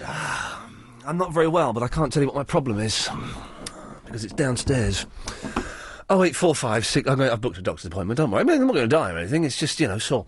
08456... It's not the front, it's the back. 08456 6060 973 is the telephone number. Everyone is phoning in with their own topics this evening. I don't quite know why, but it started off with John's rubbish topic. And if any of these grab your fancy, pick up the phone and dial away. Revenge story. Revenge story. These are all awful. How do you look after a baby and what do you feed it? If you could have two food, you're on a desert island and you can take two foods with you. What two foods would you take? And inaccurate impressions you may have had. There we go. If any of those grab your fancy, then please do give us a call. 0845 60 60 973. All through the news, I've had Chris trying to hug me and tell me that he loves me. I love you. Please, mate. Does anyone else do this to their friends? He wants to have a parade after 9 o'clock of men who just want to come on and say, hello, my name's Dave, and I just want to say, Steve, I love you, mate. So if anyone wants to join up for the parade of heterosexual men expressing their love for their male friends, 0845 60 60 973. What was something I was going to say, and I can't think what the hell it was. Let me just quickly... Line 5, you're on the wireless. Hello. Hello. Can I tell you a good revenge story? Yeah. Oh, yes, go on. What happened to me was I became permanently disabled. Oh. Yeah, I know. But it's okay, because not long after that, my ex-husband then left me. Right. Not long after that, my grandparents died, significantly changing my situation. Yes. What could I do? The only thing I knew would be good for me is to go to the Sun. Yes. So I went to the Sun. When you say significantly changing your situation, you mean they left you a lot of money? Yes. Yes, okay. Yeah, so what can I do? Went to the Sun. The closest my ex gets to the Sun is taking my suitcases to the airport. Oh, fantastic. Good revenge story. Well done. What's your name? I'm Claire in Surbiton. Claire, thank you for that, Claire. Okay. Excellent stuff. There we go. Lovely, you see. Right, let's go to Angus. Hello, Angus. Good evening, is that Ian? Yeah, is that Angus? Yeah. Nice one, man. What can I do for you? Hey, do you know what? I didn't know it was the 1st of November until about 3 minutes ago. All right, well done, congratulations. Thank you. I thought it was still October. There must be more. If you thought it was still October today, could you give me a call and let me know? Because I want to start a club of people who thought that it was still October today. And I think there'll be quite a high membership in it. Very sad. No, because November, it's almost 2000, hang on, 8. It's almost 2008, Angus. Yeah, I know, it's 2007 now, though. Yeah, I know, but it's almost 2008. Yeah, but it's almost 2012 for the Olympics. Well, no, it's not almost it's nowhere near 2012. It's almost 2008, though. Oh, I see, yeah. Angus, do you tell men that you love them? No, certainly not. No, your friends. No, certainly not. What, really? Yeah, really. Why not, man? Put me on the spot, right. Have you got no friends that you're really, really close to? Oh, aye. Are you putting on a Scottish accent? No. What accent is that supposed to be? Isle of Arran. The Isle of Arran. You love Arran? Who's Arran? It's in the west coast. Say it again, where is it? Arran. Say the full name? Isle of Arran. Who's Arran, and why do you love him? I thank you, ladies and gentlemen. We got there in the end. Oh, dear. We got there in the end. Well, Angus, you've called in. You sound like a jolly sort. What can I do for you? Well, I remember a couple of weeks ago you made a comment about Halloween. Yes. Being the greatest film. I totally disagree. I mean, the only two things going for it now, John Carpenter's let himself down recently, but the only two things going for it is Donald Pleasance, who did the acting, and... Donald Pleasance, who did the acting, of course, in the film. Yes, he did the acting in that, yes. He was one of the actors, beg your pardon. Yes. He was Loomis, the professor looking after Michael. Yes. And the other issue is the score. The score to the music, to the film, is brilliant. However, John Carpenter did better than that in the film The Fog. The Fog is that the one with in a church in the sea and there's a sword, a golden sword? There's a rapier involved, and there's a lighthouse. Rapier. Yeah, that's a good film. That John Carpenter's done some excellent films. Did he do the Thing? He did the remake of The Thing. That's what I mean. Did he do the remake of The Thing? Because that's a brilliant film. Yeah, that's not bad in comparison. No, you're wrong. It's brilliant. No, I think it might be brilliant in your eyes. Well, no, it's brilliant, Angus. Okay, we'll agree to disagree. No, we won't, Angus. We're going to keep going until you agree with me. The Thing, the remake, is a brilliant film, isn't it? In comparison to what? Brilliant in comparison to The Fog, or No, brilliant in comparison to Citizen Kane.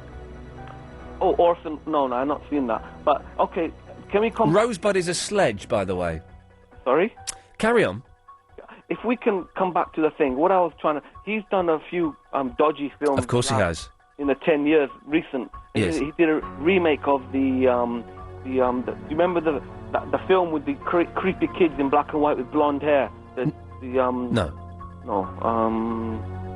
When there's 5 impregnated back in the 50s in a church in the west of England. I don't remember it. Okay, anyway, but in comparison to The Fog and Halloween, the only two things is Donald Pleasant and the score now, but The Fog's got much more going for it. Okay, but Halloween is still a very good film, though.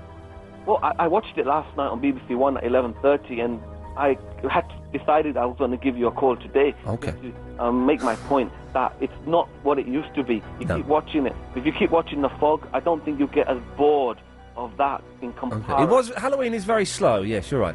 Well, Angus, thank you so much for that. Please call in again next week with another film critique. Oh, I don't mind, but can I just go back to The Thing? Oh God, I thought The Thing is a great film, but I wouldn't class it as brilliant. Well, you're wrong. It's a brilliant film. In comparison, is it Kurt Russell in The Thing? Yeah, he's the one with the beard. Yeah. He's Kurt Russell. So, well, he's brilliant. He's one of America's best actors. Well, no, I disagree with you. Well, you're wrong there, Angus. You say I don't think you know as much about films as you think you do. Well, can I ask you a quick question? You certainly can. But, when's the last time you seen The Thing?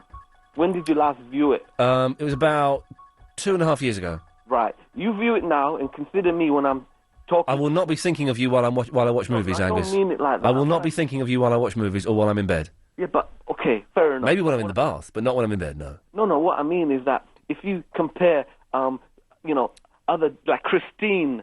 Christine is rubbish. Nearly all films based on Stephen King books, apart from The Shining. Aye. And there's one recently, but most of them are rubbish. What about Cujo? You think rubbish. Rubbish. Silver Bullet? I've never seen it. You've never seen Silver Bullet? No, in fact, I've never heard of it. It means it's rubbish. Oh, no. Cujo's rubbish. Carrie is rubbish. Well, Carrie's not bad. No, you're wrong, Angus. You're wrong. Carrie is actually rubbish. Split screen? Come on. Sorry, beg your pardon? Split screen? Come on. That was a 70s... Exactly. It's dated. It wasn't a fetish. It's dated. No, it's unique at the time. No, it wasn't unique at the time. Woodstock, the movie, had done it 3 years earlier, so no. No, in horror movies. But, I'm sorry, you think Cujo's rubbish, aye? Yes, aye. What about Silver He's pretending to be Scottish, Alex, if you didn't know. I've not seen... There's no such film as Silver Bullets. There is a film called Silver Bullet. Okay, right. I've not seen that. But, I think you're out of order about Stephen King. All of the. Do you know he hated the film The Shining so much he remade it a couple of years ago? Well, he's crazy. He's crazy. Because Stanley Kubrick did a great job on... Name another good film based on a Stephen King book. You can't really... No, you can't, because that's it. The only good one is The Shining. Well, no, I think Silver Bullet's not bad. Silver Bullets? There's no... I do agree. Has anyone here... Chris, Alex, have any of you heard of Silver Bullets? No, I've heard of It. No. Not It. You're not thinking of It, are you? No, that's rubbish. I'm talking about Silver Bullets. Alex, have you heard of Silver Bullets? No, he's making up. Mike, hang on. Mike, Hello, mate. Have you heard of the film Silver Bullets based on No, Stephen... no, but I can add to this. Cujo, I'm sure, was a dog thing. Yeah. Right, but weren't Green Mile Stephen King's as well? Yeah, no, I'll give you that. Green Mile, I'll give you that. It's a good film. Yeah. But it's not based on his horror... OK, we'll be specific then. But films made based on Stephen King's horror stories. Obviously, you got It and... It is rubbish. Is that the one with the spider that looks like a clown? Yeah. It's a bit of a freaky ending. Obviously, it's not. All of his ending. I used to love Stephen King, but you just can't finish it. He doesn't. You get to 20 pages from the end, and he just goes, "I'm bored of this one now." Yeah, no, whatever. It's a spider. The Tommy Knockers. The Tommy Knockers is a brilliant book, brilliant, except for the last 20 pages, and it's rubbish. He just can't finish the film, can he? He ain't got a clue. Anyway, Angus, thanks for calling. Yeah, I'm bored of you now, Mike. Hello, mate. Yes, sir. How you doing? All right. I'm having the time of my life. Good. Well, you're enjoying your job, obviously. I'm loving my job more than you could ever know, sir. And then tonight I'm going to go home. I'm going to have a little bit of dinner, watch a little bit of telly, go to bed. I don't know what I'm having tonight. I'm excited. I don't know. What an idea. Oh, it's a bit. It's a little bit random on the veranda, shall we say? Fair play. Fair play. Mike, listen. Can you come back after the travel news? That's not a problem. Well, because we've got Will Gowing, and he's a little bit peculiar. Oh, okay. He gets a bit funny if people mess He's him a bit around. Stephen King, yeah? Yeah, exactly. If they diss Stephen King, then the Will Gowing. So we'll come back to it in a minute, Mike. Right. 0845 6060. Oh, hang on. Fat Steve has just sent in another good film based on Stephen King. Stand By Me. Yeah, no, we'll have that one, but we're looking specifically for horror films. If anyone's got any horror films based on Stephen King horror books that are any good, 0845 6060 973. It's the travel news now. It's Will Gowing. Thank you very much. If you're heading onto the M1 out of town tonight, 2 lanes are now blocked off with an overturned car between 10 at Luton and 11 at Dunstable. A couple of lanes closed off on the North Circular westbound for repair works between Bounds Green Road and the Coney Hatch interchange as well. The lights are out on Shaftesbury Avenue at Cambridge Circus, and still lots of problems on the train. Southern, South Eastern, First Connect and Gatwick Express services are all severely disrupted after an incident at Purley Oaks. Midland Mainline trains are completely suspended now for the rest of the night. That's due to strike action. Silverlink Metro trains are out of action between South Tottenham and Barking. That's after a line-side fire at Wanstead Park. Update for you for the Underground. Still severe delays on the Piccadilly line. That's due to an earlier broken down train at Knightsbridge. There are delays on the Metropolitan line because of vandalism near to Baker Street, and delays on the Bakerloo line after a signal failure at Queen's Park earlier on as well. Also, of course, just remember Victoria line closes early at 10 o'clock tonight for the ongoing engineering works on the tracks there. LBC 97.3 Travel News. Your next update coming up in half an hour. Wake up with Steve Allen. More on Gabby Logan. Oh, shut up, Gabby, for goodness sake, blimey. She appeared on television, she's done newspaper interviews. It's the only bit of publicity she's ever going to get. It's a game show. You weren't very good, you were voted off, admittedly, and I'd be the first one to admit that grinning geek Anton Dubake and the half-baked Kate Garraway who can't dance for toffee, you'd have more luck putting her on bloody roller skates. But it doesn't actually matter, does it? You know, if they're voted off, it's only a game show, nobody gives a stuff about it, you know, your life's not going to change. Wake up with Steve Allen, Monday to Thursday mornings from 5, and at the weekend, join him for breakfast from 8 till 11. LBC 97.3. Okay, here's the deal. My gorgeous Virgin Media are offering 300 mobile minutes and 300 texts for only £10 a month. But you have to be one of their customers, like me. So if you're not wearing a big grin right now, like me, here's a suggestion. Go get Virgin Media. To find out more, call 0800 052 7000 or visit virginmedia.com. Offer open exclusively to Virgin Media customers, subject to credit check and direct debit. Calls and texts to standard UK mobiles and landlines. Mobile SIM only. Conditions apply. Offer ends December 31st. If you're a new small business or are thinking about setting up on your own, LBC 97.3 and Lloyd's TSB have made a series of podcasts to help you with everything from business plans to finance and marketing. Mentoring is not telling you how to do things, it's bringing the best out of you, really. It's being a sounding board, working through options with you and providing that support. And actually, of course, that's another key ingredient in success. Having support, family support, friends around you. You need to have a base of suppliers, somewhere to operate from. You know, even if you are working from home, you need to feel you're going to work. You know, a lot of people say, you know, they go to the shed at the bottom of the garden and put on their business clothes. If you've got a business idea, you may want to think about how you protect that. Start with the internet. Actually, there are a huge number of people who may well have looked at your idea before. Download the free podcasts from lbc.co.uk and listen to James Max, Sunday afternoons from 5. LBC 97.3. Iain Lee's Good Evening. Yeah, right. Barry, I'll deal with you in a minute. All right. Mike, carry on, please. Good old Barry. No, not good old Barry, because No, Barry sorry. has been slagging me off in Time Out magazine. Oh, no way. Yes, Barry is... Well, I thought which one is like your solid customers. Barry called me a lanky streak of... That was a joke. It was not a funny joke, mate. Yeah, Mike, that's not a good way to get on, is it? It's not a good way to get on. But just to refer back to the original point about the old Stephen King, Yes. he's a better writer than he is, do you know what I mean, put into film. Well, he doesn't put them into film. They do it for him. Yeah. But Fat Steve has sent in... we've had Misery from Iain. We've had The Shawshank Redemption. Yeah, but that's not a horror film. And we've had The Dead Zone. The Dead Zone's good, actually. Green Mile, there was like a whole series of books. Yeah. Like, there was like 7 different little books. Yeah. But it's not horror. We want horror. Yeah, all right, I'll give you... So far, hang on. So far, we've got The Shining and we've got The Dead Zone, and that's it. Dead Zone's a good film, actually. I don't think I've seen that one. Is it Christopher Walken in The Dead Zone, or is it John Voight? I think it's Christopher Walken, where he shakes... He's been in a coma for like 3 years, and then when he wakes up, he can shake people's hands and he can see the future, and he shakes the hand of the president, and he sees that the president is going to launch a nuclear attack. So he tries to kill the president. It's brilliant. Twilight Zone with the thing on the wing.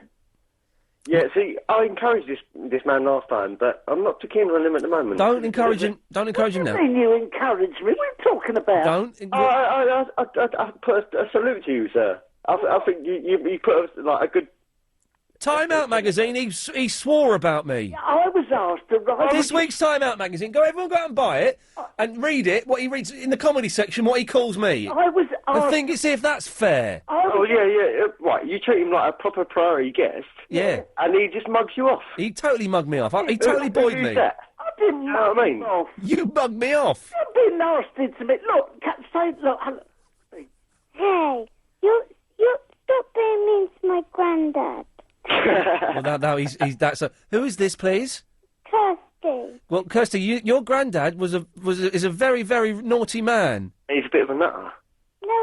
No, he's not. Ask your granddad what he wrote about me. Say, Grandad, what did you write about Iain in Time Out magazine? He didn't write anything mean about you. What are you going to do? I'm going to get my dad to come and teach you a lesson. What, So Dave? fair. No, don't get your dad involved, love, because there's no need for that. No, don't get Dave involved. There's no need. Don't get Daddy involved. No. Let me speak to your granddad again. Right, now listen. You are out of order. That was a low blow. That was a low blow. That was a low blow, putting her on the line, and you know that. That is exploitation. She don't know. She don't know what you're like. You've exploited her, Barry. She should be doing her own work, and you... She should be in bed. It's 20 past 8. Good. And you're encouraging it by winding her up. Now listen. Let me. Can I finish with Michael first, Barrington? Michael. I was... All right, off the original subject I hung up for. Please. It was about the cuddling men. Oh, cuddling... Well, we didn't mention cuddling men. We mentioned... No. All right, give me a hug. To still up cuddling men. You put him down, please. Barry, I'm putting you down. Ta-da. What does that mean, putting him down?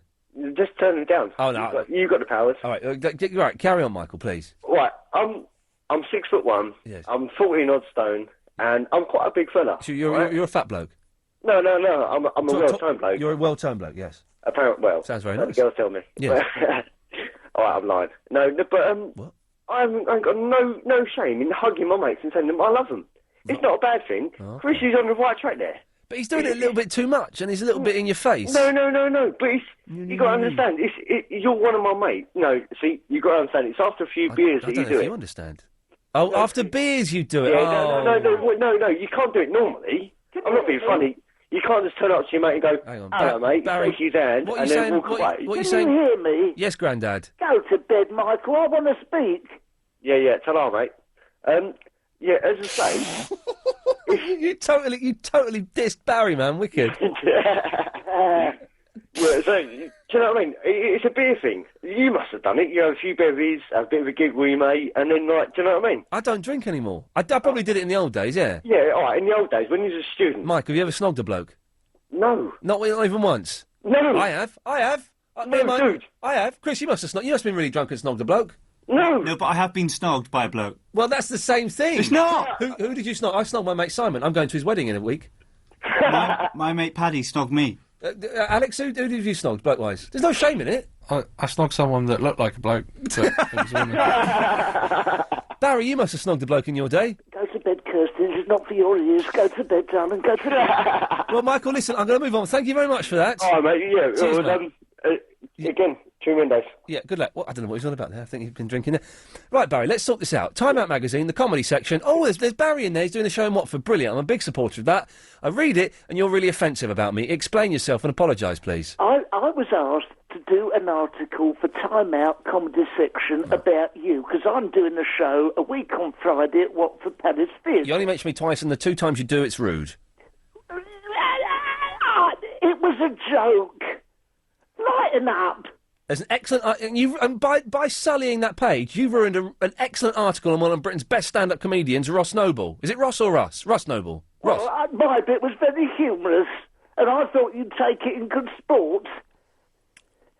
Let me do the show. Don't threaten nothing, because... I'm not threatening anything. I'm furious, though.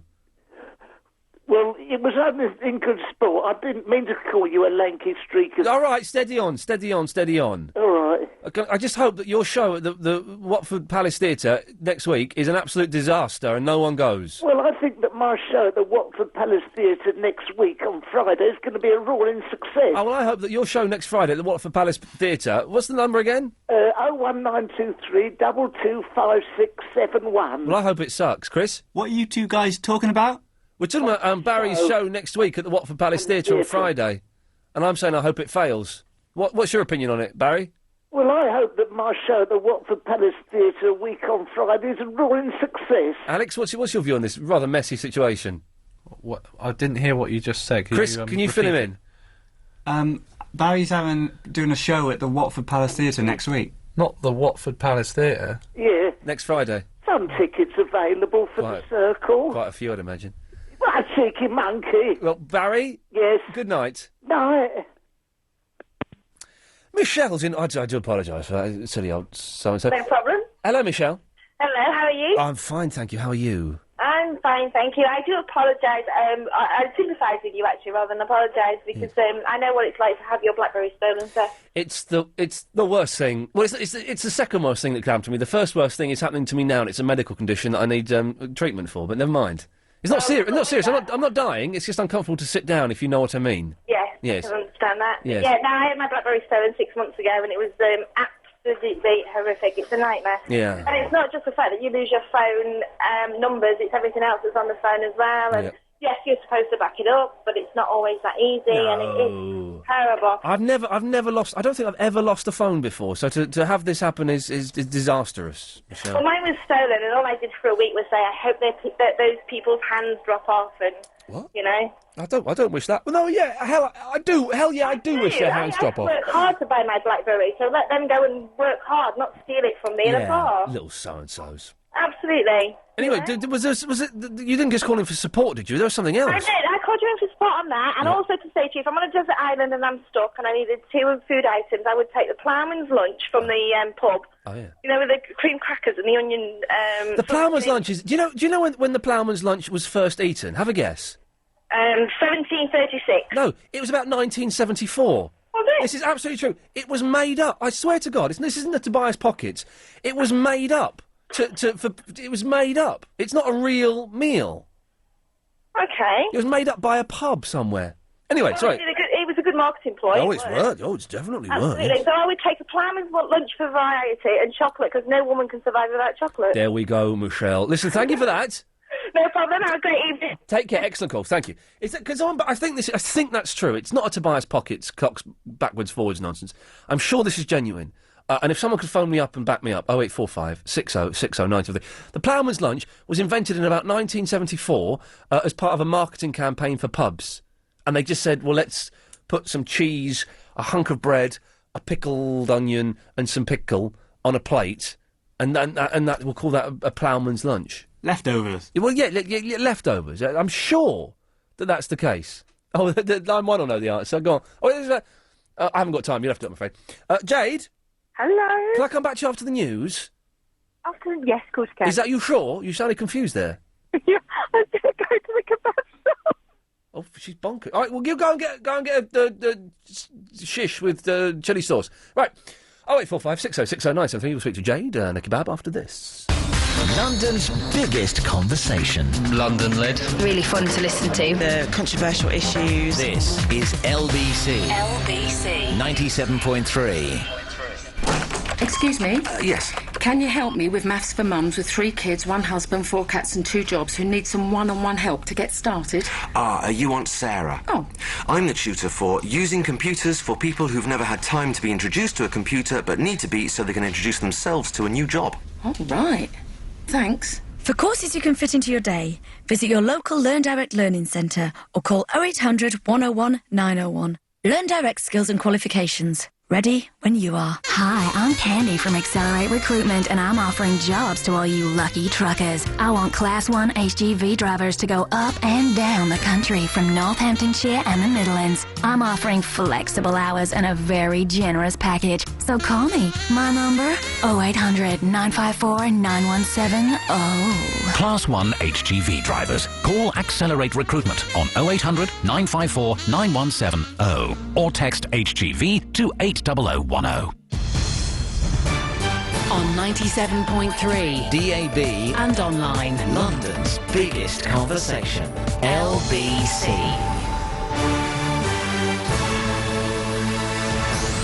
It's 8:30. I'm Holly Holland. The Met Commissioner won't budge despite an Old Bailey jury deciding his force broke health and safety rules in the shooting of Jean-Charles de Menezes.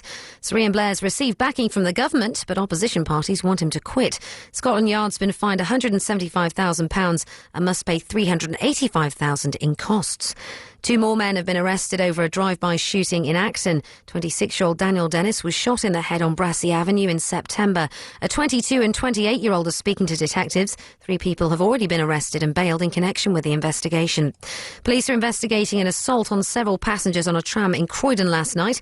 Officers say they were attacked by a group of men between the West Croydon and Lebanon road stops at around 10 o'clock. A 16-year-old's been arrested. And TV shows like House Heroes and Desperate Housewives could be affected by strike action. Hollywood writers, producers want more royalty payments for DVDs, the internet and mobile phones. They're meeting tonight to decide whether to walk out or continue to work without a contract while seeking a deal. In London's travel news, one lane is blocked because of an accident on the M25 anti-clockwise between Junction 9 at Leatherhead and Junction 8 at Reigate. And in London's weather, staying generally cloudy through the rest of tonight. There may be the odd gap in the cloud and some mist patches forming by morning. Lows of 9. You with LBC, it's 8:31. We'll show you something beautiful. We'll show you Cyprus and the Greek islands. Your new home. At Cybarco, we offer a wide range of properties. From comfortable residential homes to exclusively designed holiday homes and even prestigious golf resort properties, let Cybarco make your dream home a reality. Talk to us on Saturday the 3rd of November at the Comfort Hotel, Holywell Hill, St Albans, and Sunday the 4th at the Hilton Hotel, Seven Hills Road, Cobham, from 10 till 5. Cybarco. Beautiful homes in beautiful locations. Stay on business at Express by Holiday Inn and turn reward points into brownie points with free nights worldwide. Book online at hiexpress.co.uk. Conditions apply. LBC 97.3. Iain Lee's Good Evening. 0845 6060 973. That's the phone number. Jade, have you got your kebab? No, no, I didn't go. I thought I can't. Why? Oh, because I'm I'm speaking with you, Ian. And I don't mind you chomping on a kebab. No. What were you going to have? Just like a doner kebab with chilli sauce and stuff? It was actually from my fiance, and I was going to go and get him meat and chips. Oh, well, I used to. I haven't had a kebab obviously for about 20 years, but I used to like a nice kebab. You want chilli sauce, my friend? Yeah, I'll have. You want chilli sauce, my friend? You've tried the rest, now try the best. You want chilli sauce, my friend? Do all kebab vans have on the side, you've tried the rest, now try the best? Do they? I think they do. I think they have to by law. Do you want chilli sauce, my friend? Yeah. You want salad, my friend? Yeah, go on, everything. Go on, whack everything on, mate. You want chilli sauce, my friend? We're always friends with the kebab men, aren't we? You want chilli sauce, my friend? Yes, mate. Yeah. It is, mate. Anyway, Jay, what can I do for you? Oh, I just phoned because I forgot. Well, I didn't realise it was November today either. At what point did you realise? Probably about 4 o'clock today when I was about to do payroll. Oh, okay. I was genuinely shocked because it's November. That means it's virtually Christmas. When it's October is still, we're in winter and it's nearly Christmas now. I know. I love it though. I'm going to get a big Christmas tree this year. I didn't get one last year. I'm having a big Christmas tree this year. Going to decorate it. Yeah, a real one. Yeah, a real one. Yeah. With lights on and things for the pretty ladies. So yeah, if your boyfriend's having a kebab, what are you going to have? Well, I've just taught an aerobics class, so I don't know whether to have anything or not. I'm kind of like. Well, are you hungry? No, not really. So. I'll just have a big bag of chips then. Yeah, maybe. A bag of chips would be nice. A bag of chips and sweet and sour sauce. Oh, yeah. Oh no, can't do sweet and savoury. Would you? What? No. Well, sweet and sour is the technical term for it. You can't. No. Why? Like pizza with pineapple. No. Oh no. That's right. No, you don't. No, you don't put pineapple on pizza. You don't do that. That's just, do you know what? On Monday. Or Tuesday lunch, I had half a pizza, right, from like Goodfellas pizza from the freezer. Do you know what I had for my dinner?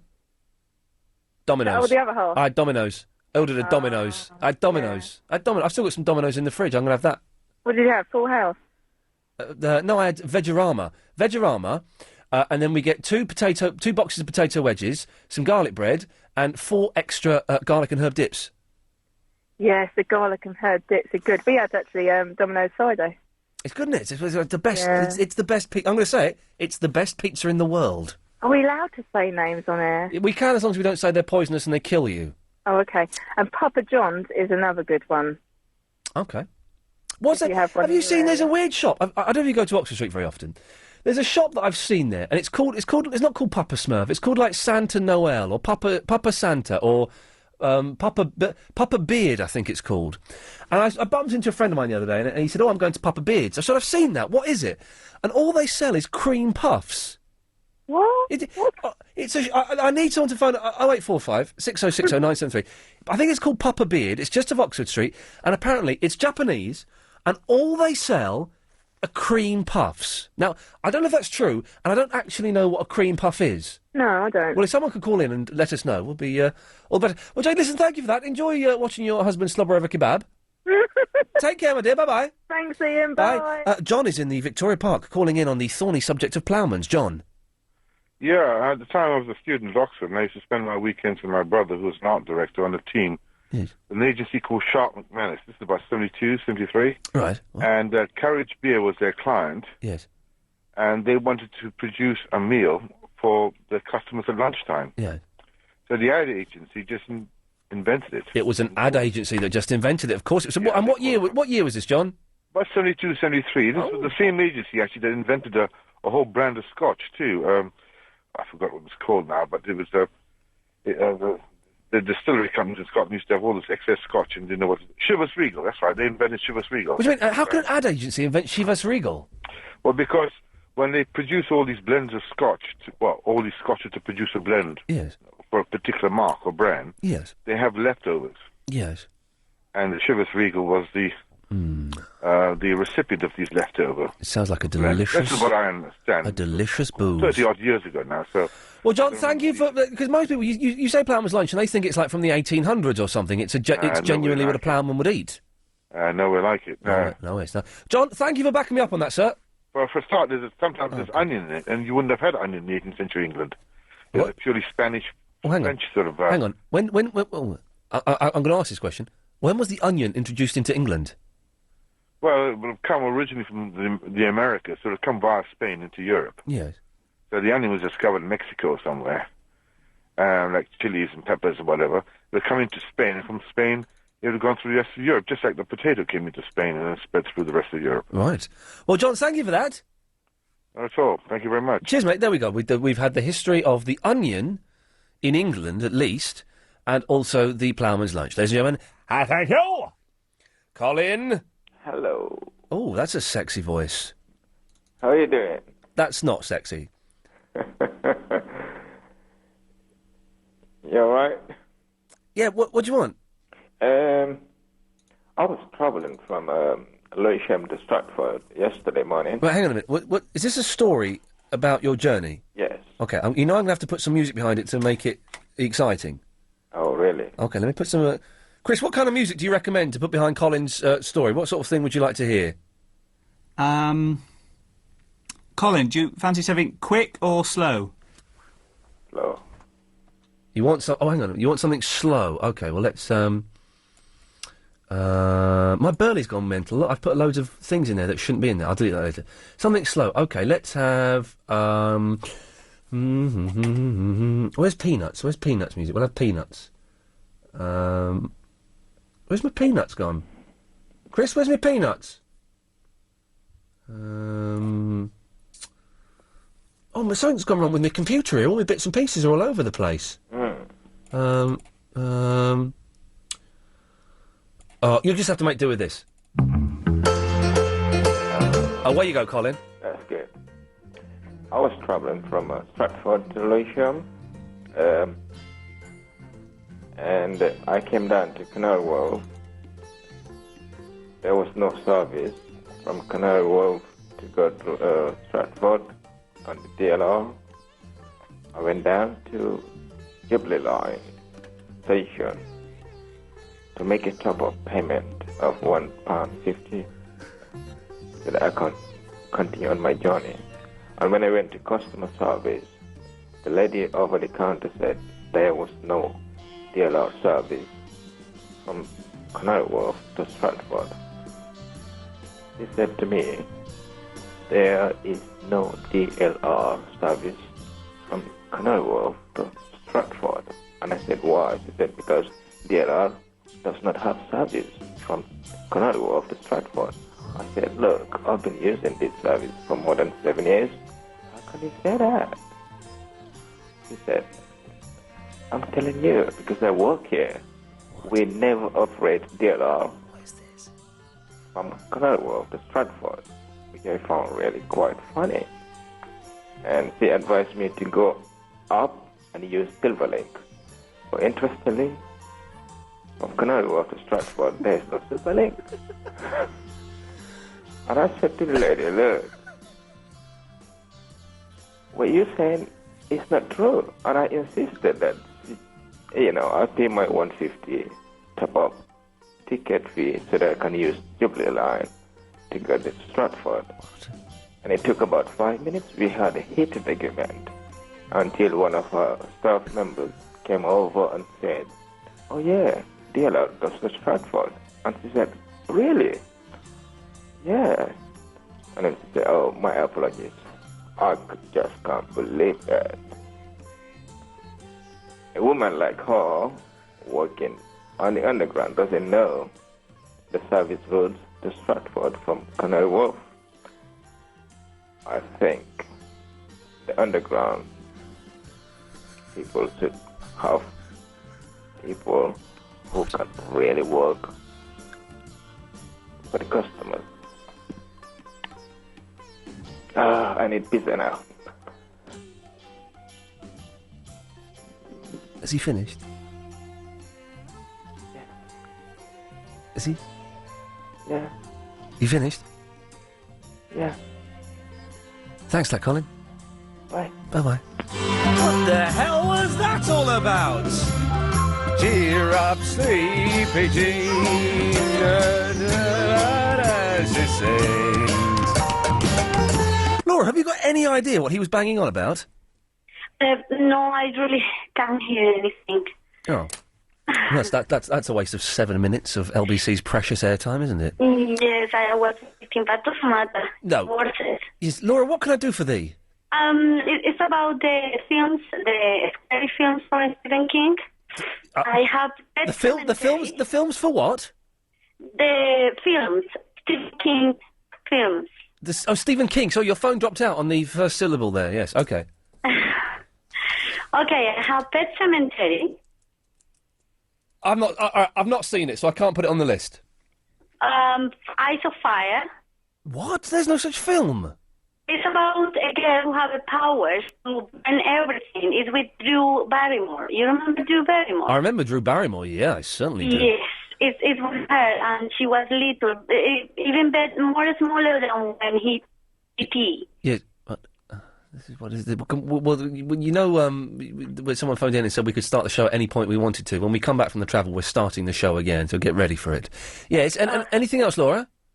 Another film is Catwalkers.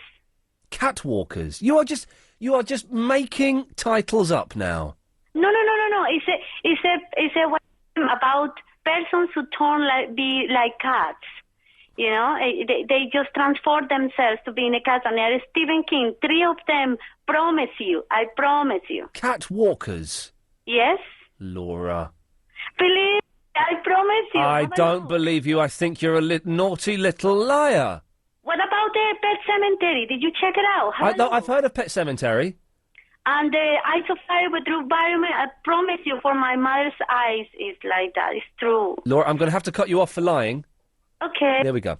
We're starting the show again after the quarter to travel, I've decided, because someone called in and suggested we could, and God damn it, we're going to do it, because this is just... Let's see if Paul, can you save the end of this show? I don't know, sir. How are you? I'm all right, thank you, mate. Apart from losing my phone, I'm excellent. I'm just confirming you did see a Queen Puff shop. There's one up Upper Street in Islington. And was it called Beard Puppers or something? Pupper Snowman? Yeah, that does ring a bell. But next time I'm going to go in now. What if I remember, I'll buy you one. What is a cream puff? It's just like a big profiterole. That's what they look like to me. Massive profiteroles without the chocolate on. But you've not had one yet? Not yet. I'm certainly gonna now you've mentioned it. Well, I'm up for a cream puff. Okay. Luckily, Chris is here. Paul, thank you for that. No problem, sir. Cheers, fella. If you've been into... what's it called? Pupper Beards? Christmas Snow? Beard Pupper? I don't know what it's called. Is it 0845 6060 978. It looks delicious. Right, when we come back from the travel, we're starting the show again. Coming in, it's Will Going. Thank you very much. If you're heading on to the trains tonight, delays of 50 minutes on Southern, South Eastern, First Connect and Gatwick Express services after an earlier incident at Purley Oaks. Midland Mainline trains still suspended for the rest of this evening because of strike action, and Silverlink Metro out of action between South Tottenham and Barking. That's after a line-side fire at Wanstead Park. Still quite a few delays for the Underground as well. Severe on the Piccadilly line and having to wait longer for services on the Circle, Hammersmith and City, Metropolitan and the Bakerloo lines too.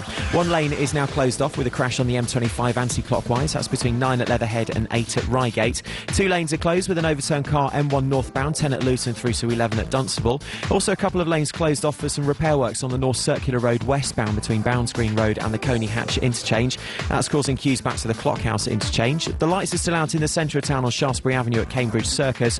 That's been causing us problems throughout the rush hour this afternoon.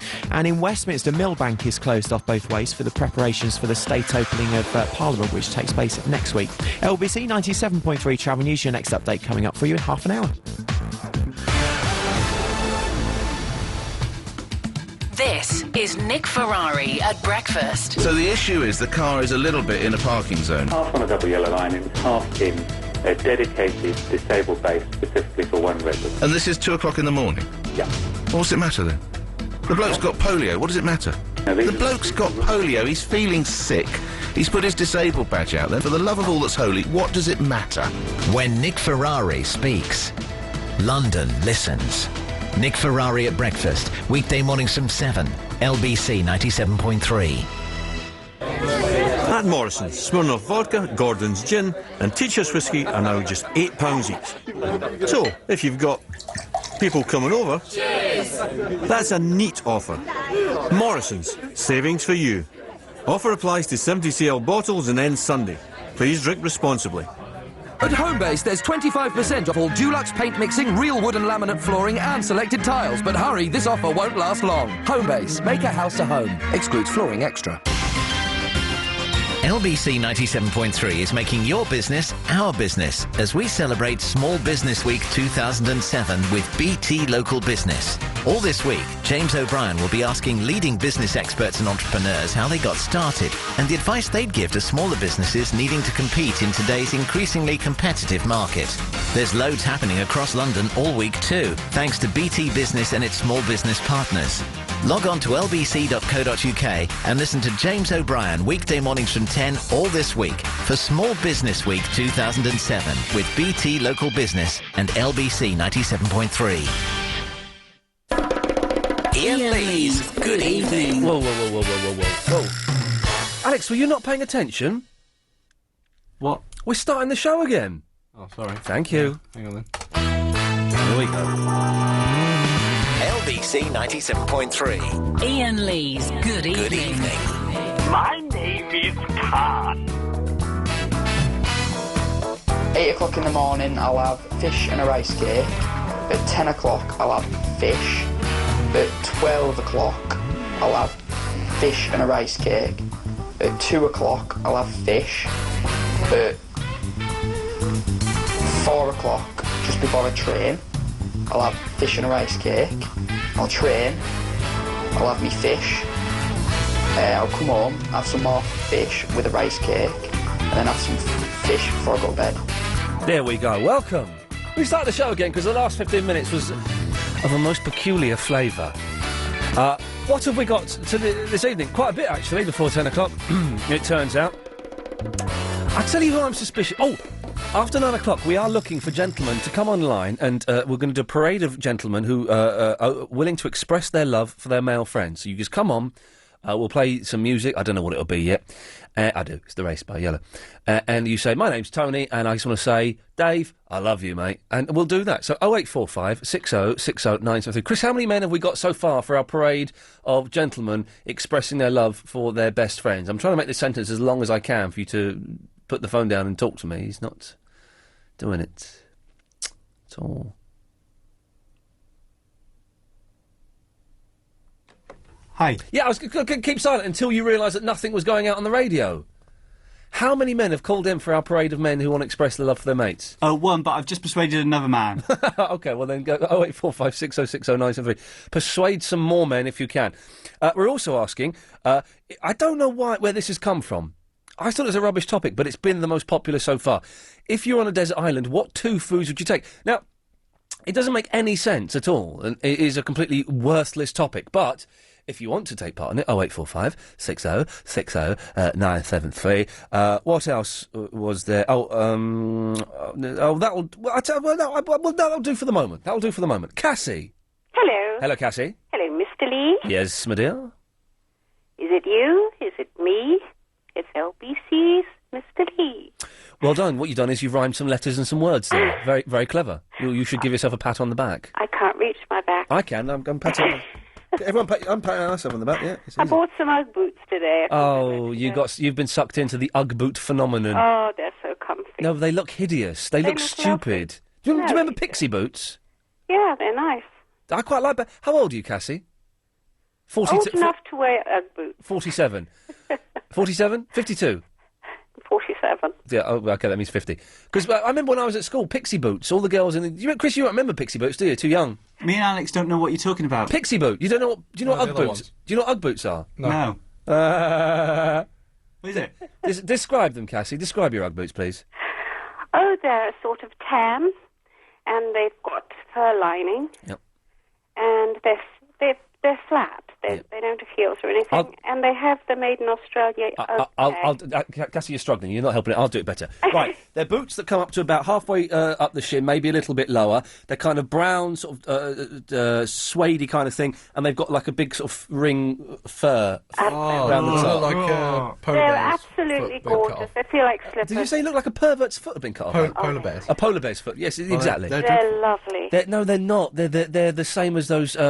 What those the horrible jelly shoes that you can get? I don't like. Well, they're just both just the new shoe phenomenon, and there's no need for them, Cassie. We don't need but they're them. practical for the cold weather. Oh, in that case, get them. Keep your ankles warm. Nice. I wear socks. I wear socks too. Yes, we should maybe get together and have a sock party. I don't mind if you're game. A sock hop. A sock hop. Oh, yeah. Oh, yes, please.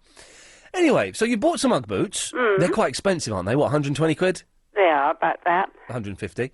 They're nice. Yes. Okay. Well, that's well done. You get them stained though. That's them ruined forever. Don't tread in any dog mess. I know. No, don't tread in any dog mess. That's them ruined. Okay, you got a good show, and I'm enjoying. Thank you, Cassie. Sorry, Cassie. Did you just call up to show off?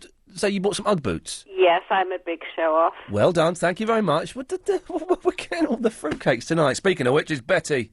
Oh, hello, Ian. You're right, love. I want to ask you a question. You can ask me anything you want. Well, you know, I sit, and when I turn... You do what? You know, I sit all the time. Oh, you sit all the time, yes. Yeah, well, when I turn my television off, when I'm coming to bed... Yes. I switch it off from the remote control. Okay. Then I get over and turn the switch off. Yeah. The electric switch. Well done. Well, when my son came Sunday and I told him about the telly going funny, he switched on the switch and the light came on the telly. Right. So he said to me, "You're not supposed to do that. That's been on standby all night." Well, how can it be light up and be on standby if you've switched the switch off from the electric? I thought that meant the electric was off. What, the electric at the plug? Yeah. So the plug that goes into the telly, you flick the switch off? Yeah, well, I don't switch that off. I switch the remote control and then go and turn the switch off, Well, if you switch the switch off by the plug, then it's not on standby, it's switched off. No, I switch it off on the remote control. So you switch the switch on the remote control, switch that off. Then I go to the wall and turn the electric switch off from the plug. Right. Well, if so, you switched it off using the switch on the remote control to stand by the switch. Then you go to the switch by the plug and you switch that switch off. Yeah. Well, it's switched off then. Yeah, well then when he came Sunday, he switched the switch on the wall, Yeah. and the light came up. Right. So he said, "You've had that on standby all night." No, you haven't. Well, how can I? Well, you haven't. He's wrong. You switch. Let me get this right. So you But switch. the light came on. You switch the switch off by the plug switch. So that switch is switched off. So it's switched off. But that means it's switched switch it off. First, It's switched off. I switched off by remote control. Doesn't matter. Doesn't matter. You switched. I didn't switch the telly off because I can't reach it. So you can't switch the switch on the telly off, but you switched it off using the remote control to put it on standby switch. And then I switched it off from the wall. So you switched the switch by the switch on the wall. You switched off. Switched the electric off Well, you all switched it night. off. Yeah, it's switched off, isn't it? Well, when he switched it on when he came Sunday, Yeah, the light, the light came on. straight up on Right. the telly. Doesn't matter. So It was. he said that's been on standby all night. He's wrong. You're wasting electric. He's wrong. If you switched the switch by the wall, switch that sorry, then I'll you switch switched the it off. electric off. It's switched off. Oh, thank you, Ian. Betty, it's an absolute pleasure. Yeah. Take care, my love. Bye bye. Bye bye. There we go. I think we sorted that out. Listen again. With LBC Plus, you can click and listen. Find out more by logging on to lbc.co.uk. Your toe gets all the attention when you've stubbed it on the door.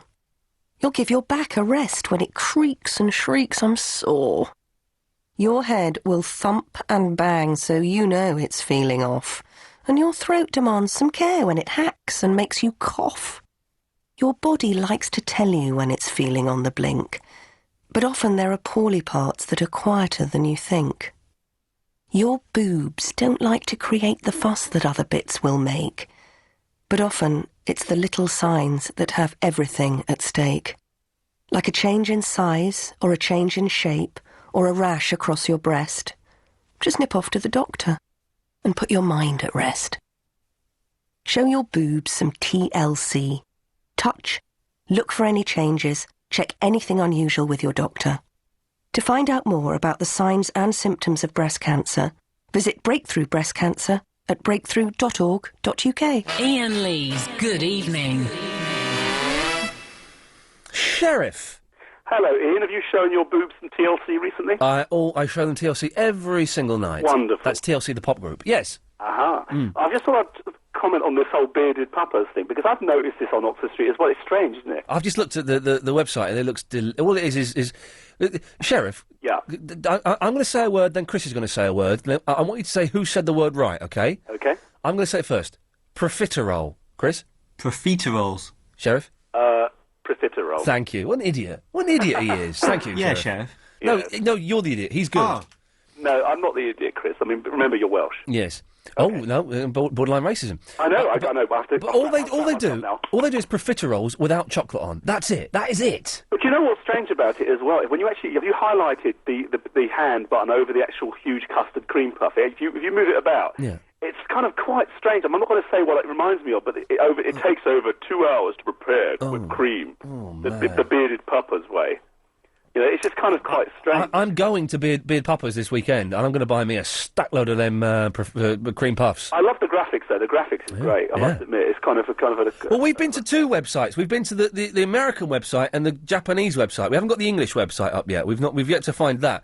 But the logo is superb. It's just like a beard. It's a beard pupper. It's exactly what you'd imagine a beard pupper to look like. Which is kind of like not the first thing you think of when you're going to be given sort of confectionery with custard in. I would imagine if you have a big fluffy beard like that, to then eat a cream puff.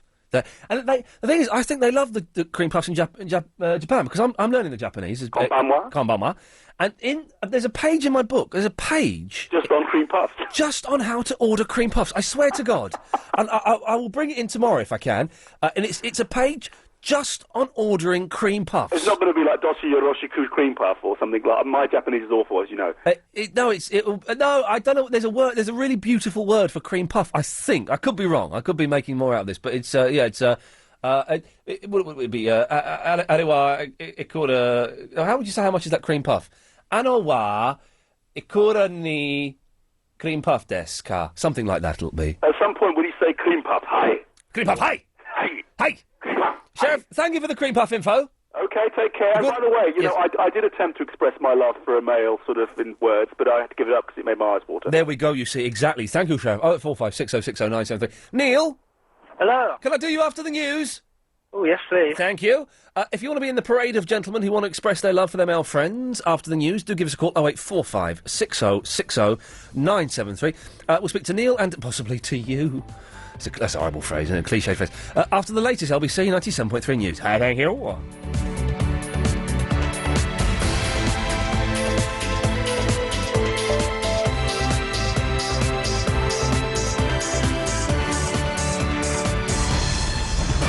On 97.3 DAB and online. London's biggest conversation. LBC.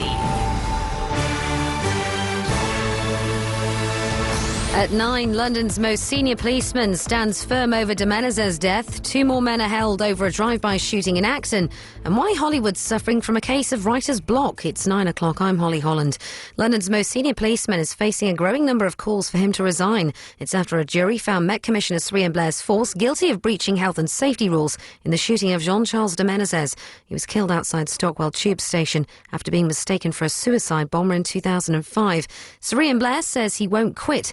Earlier, the Liberal Democrats said it wasn't right for him to carry on, and Shadow Home Secretary David Davis has joined them. Although Cressida Dick, the officer in command, did the best she could, they simply weren't equipped to deal with this fast-moving, high-pressure problem, and somebody died unlawfully and unnecessarily. And I'm afraid at the end of the day, that responsibility rests solely with the head of the Met, and that's Sir Iain Blair. So I'm afraid I do think his position's untenable. I think he should go. Police have arrested 2 more men over a drive-by shooting in West London. 26-year-old Daniel Dennis was shot in September by a gunman who pulled up alongside his BMW on Brassey Avenue in Acton. A 22 and 28-year-old are being questioned by detectives. The coroner in the Diana inquest is vowing to leave no stone unturned in his efforts to make the paparazzi give evidence. Lord Justice Scott Baker has already contacted the Justice Secretary Jack Straw over the decision by French officials not to force the photographers to testify. He's formally requested they're made to attend a video link, but has been informed of a high-level decision to refuse. A number of passengers have been assaulted by a group of men on a tram in Croydon. Police say it happened between the West Croydon and Lebanon Road stops at around 10 o'clock last night. They think the tram was particularly busy at the time and that there may have been a number of witnesses. A 16-year-old's been arrested for assault and possession of an offensive weapon. Some of the most popular shows on TV could be forced off the air if Hollywood writers go ahead with strike action in relation to pay. Scriptwriters are unhappy over the royalty payments they receive. They're meeting tonight to decide what sort of action to take. It's feared the dispute could cripple the industry. Director Darren Fisher says it's the usual sticking point. I mean, it comes down to, you know, as much as it's a dirty word is money, is that writers generally feel quite unappreciated for the work that they do. There seems to be often the last on the food chain when it comes to kind of residual rights. Now, have you ever wanted to pimp your trainers? Well, Nike have unveiled its new London Nike ID studio, allowing you to do just that. It's a 2-storey glass and steel cube suspended above the Nike town store on Oxford Street. You can customise and personalise your own sports footwear. In London's travel news, delays of 50 minutes on Southern, South Eastern and First Connect trains. It's after an earlier incident at Purley Oaks. And in London's weather, staying generally cloudy through the rest of tonight. There may be the odd gap in the cloud and some mist patches forming by morning, lows of 9 degrees Celsius. Sun rises at 6:52, and tomorrow there'll be quite a lot of cloud around to start, but hopefully it'll break up later. Highs of 17. You're with LBC, it's 9:03. So, my friend was all like, Julian gave me a new convertible yesterday. He's so romantic. So I was like, well, Virgin Media have given me an exclusive mobile deal with 300 minutes and 300 texts for only £10 a month, just for being a customer. Touché. Let Virgin Media spoil you. Call 0800 052 7000 or visit virginmedia.com. Offer open exclusively to Virgin Media customers, subject to credit check and direct debit. Calls and texts to standard UK mobiles and landlines. Mobile SIM only. Conditions apply. Offer ends December 31st. LBC 97.3. Iain Lee's Good Evening. Good evening.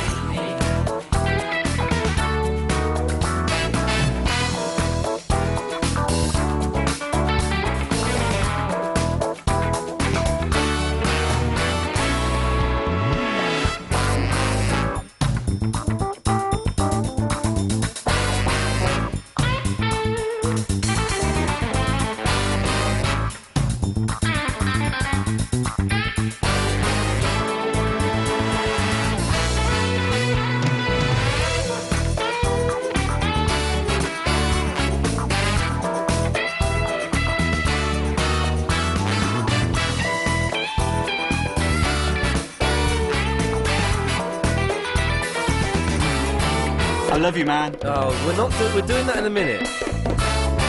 There's still time if you want to take part in the parade of gentlemen who express their love for their male friends. 0845 606 0973. 2 foods you take on a desert island. Here's something that I was... again, this is relating to Jeremy Kyle. Was he on Kyle? Yeah, he was. Blokes with 2 earrings. I don't mind a bloke with an earring. Yeah, it's a bit dated. I very nearly got my eyebrow pierced once when I was at college. Imagine that. I'd have looked so stupid, my eyebrow.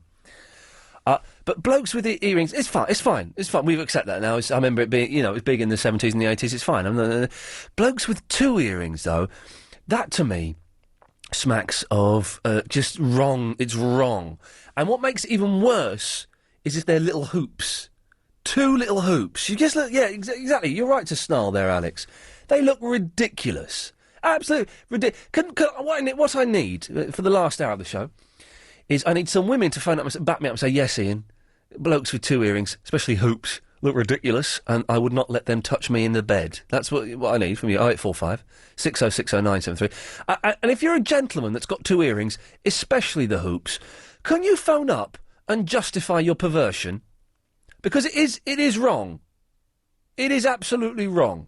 So 0845 606 0973. For the last hour of the show, we're attacking the weirdos that wear 2 earrings, 1 in each ear, especially hoops. Now. Yeah, that'll learn them. Neil! Hello. Hello, Neil. You haven't got 2 earrings, have you? No, I haven't got any. Sorry, mate. Good. No, don't apologise. You're on the side of right. I've never had one. Oh. No. I was just ringing, the woman who's on about the Stephen King film? Yes. It's not Catwalker, it's Cat's Eye. But she said Cat's Eye is another film. No, she said Fire Eater or something. Oh, right, OK. She said Cat's Walker. The film was called Cat's Eye. Right. And it was like 3 short stories. Oh, is it rubbish? Yeah. Yeah, I thought she sounded like she didn't have a clue what she was talking about. It does sound like a rubbish film. But there was a Stephen King film as well called Firestarter. Oh, I've seen that. That's rubbish. Yeah. That's They're all rubbish. Except for The Shining, that's the only good one. The Shining's there. I quite like The Dead Zone, even though it's a bit rubbish. Yeah. And and Misery and Shawshank, they're all good, but they're not horror films, and that's what we're after. Neil, thank you for that, boss. Yeah. Good lad. Let's go to Susanna. Hello, Susanna. Oh, hi there, Chris. How are you? Sorry, Ian. How are you? I'm a little bit angry. Oh, I'm sorry. How dare you? But I have rung up for 2 things. I only turned on a very short while ago. OK. And what happened to your phone? It got stolen. I lost it, but then someone stole it. Oh, God. So I think I may have left it on the roof of my car and driven away. But when I realised I'd lost it somewhere, we phoned it. Oh, and it rang. It rang. There was no answer. Yeah, and it would just ring and ring and ring and ring. Then we rang it again a moment later, a few months later, and it'd been switched off. Went straight to answer phone. So someone's obviously got it. Yeah. Little sod. Yeah, I was going to say something like that. Well, I said it. We need to get some trouble, Susanna. I've said it. Don't you worry. Don't you potty your mouth with foul language. Leave that to me. And the other thing. Yes. Guys with 2 hoops. Yeah. A bit dated and rather sad, and no way would I go to bed with anybody else. Well done, you. The first woman to admit you wouldn't go to bed with a man with 2. It looks ridiculous, doesn't it? Slightly. Don't you think it's slightly feminine as well? A bit feminine. I don't know. It's a bit. I don't know. I don't know about that. It just looks. I don't know if it is feminine. I'm not sure. I know it looks silly though. It looks ridiculous. Well, maybe they're trying to bring out the feminine part of them. You don't know, do you? Well, but it's generally the blokes. Well, the blokes that have got the 2 hooped earrings are generally they're quite big fellas. Do you know, they're quite big, burly blokes who look like having a punch up. So I don't think it is in any way an effeminate kind of thing, because they're normally fat and bald. Is what I'm trying to say. Or they've got that funny ponytail at the back. Oh God, do men still have the ponytail? Some do. Oh, can we have someone who's brave enough to phone up and say, Ian, I'm a man, I have a ponytail, and I have 2 hooped earrings. I want to speak to that person this evening. Do you think they'll call you? No, they won't, because they'll be too busy playing Dungeons and Dragons on the internet. And they're probably bottlers anyway. Yeah, exactly. Susanna, thanks for that. Take care. Take care. Bye-bye. All right, Jean. Hello, Ian. We have a new game in my house. Aye? We have a new game in my house. What do you mean? Well, my girlfriend Fandango invented it, and I've joined in after putting up with it for a few days. I've joined in now. Yeah. She goes whenever she sees the cat, she goes, "Hello, Velvet." Hello, Velvet. In your voice. Oh, does she? She does. She says hello to my cat in your voice. Oh, does she? Jean, can you tell her how it's done? Can you say hello, Velvet? Hello, Velvet. Well done, you. Fantastic. Long time no hear, Ian. Yeah, long time no speaky. Speak, Yeah, I've Jean. been busy. What you been up to? Making love? Working and stuff. Making love? I ain't got a boyfriend. Well, you don't I've need been a... asked out by Anthony Andrews. Anthony Andrews? Anthony Davis. Oh, really? Yeah, he's Well, that's I'm free and available and all this. That surprises me in more ways than one. So your phone got nicked, Ian. Well, I lost it, then someone picked it up and had it, yes. Have you got it stopped then, you know? You know what I mean? I spoke to the excellent T-Mobile. Do you know what the T stands for in T-Mobile? What's it stand for? Terence Trent D'Arby. Fact. Fact. That is a fact. I asked the woman today. She said, it stands for Terence Trent D'Arby. And how's Dylan, Ian? Well, Dylan is brilliant. Dylan is aware that it's Christmas coming up. Yeah, so excited. And he said to my... He's 2.5, right? And he said... I spoke to my sister today, and apparently he said to her, Mummy, for Christmas, I get roller skateboard, yes? Yeah. For Christmas, I get roller skateboard, yes? Now, I don't even know what a roller skateboard is. I don't know what it is either. But the fact he says, I get roller skateboard, yes? Yeah. He's had a little yes at the end. He's a cheeky little monkey. I'm seeing him on November the 11th. I'm taking him off my sister's hands for a day, and we're going to take him round town and maybe, I don't know, take him to... Good enough for you, baby. She's excellent. She's very well. She's very healthy. Is she now? I'm terribly ashamed to say I don't know how old she is. You don't know? I don't know how old she is. I know she's putting on a lot of weight very quickly, she? which is good, yes. You know, there's Ireland, Ian. I'll take eggs and bread. Eggs, what, and have eggy bread? Yeah, eggy bread, because I like that. But you can't cook it. That's the thing, but I'd like to take eggs and bread. But so you'd be eating raw eggs? Yeah, that's the thing. Yeah, that's the thing, isn't it? That's the thing, isn't it? So how have you been, Ian? I've been excellent, Jean. Have you? I've missed you. I've been excellent, thank you very much. I've missed you, Ian. I know you said that. Oh. And I've been having a great time. Have you? Yeah. So you've not been listening at all? I've been listening on and off. Right. But not much. No, okay. Well, I've been busy, you know, going out and stuff, all the boys and that, you know. What? All the boys and stuff. What boys? Boys round here. What boy? Hang on. Around my area. Then doing what with them? Just going out with them, going out and about, you know, in their cars and stuff. What do you mean going out with boys in their cars? How old are you? 12? You're 15 years old or something? No, going out clubbing and stuffy, you know, to the bars and stuff. Right, but you don't go clubbing at 7 o'clock on a Tuesday evening, do you? There's still plenty of opportunity for you to listen to this show and to take part, Jean, in your own unique, slightly scary way. I've listened sometime. Right. Yeah. Okay, well, it's... Yeah. but you haven't pulled yet? No, I haven't found no. I'm looking. Are you ugly? No, You're I'm not- quite pretty, Ian. Really? I'm going to send you a picture, ain't I? Oh, please, well, please do. Yeah, I'll send you a couple of pictures. I'd love to. And you So you'll see what I look like. make them as revealing as you possibly can. Your girlfriend uses Ah. my voice, Ian. She what? Your girlfriend uses my voice for your cat. She uses your voice for the cat, yeah. What does the cat do? Just looks at her as if to go, "Phew, is that it?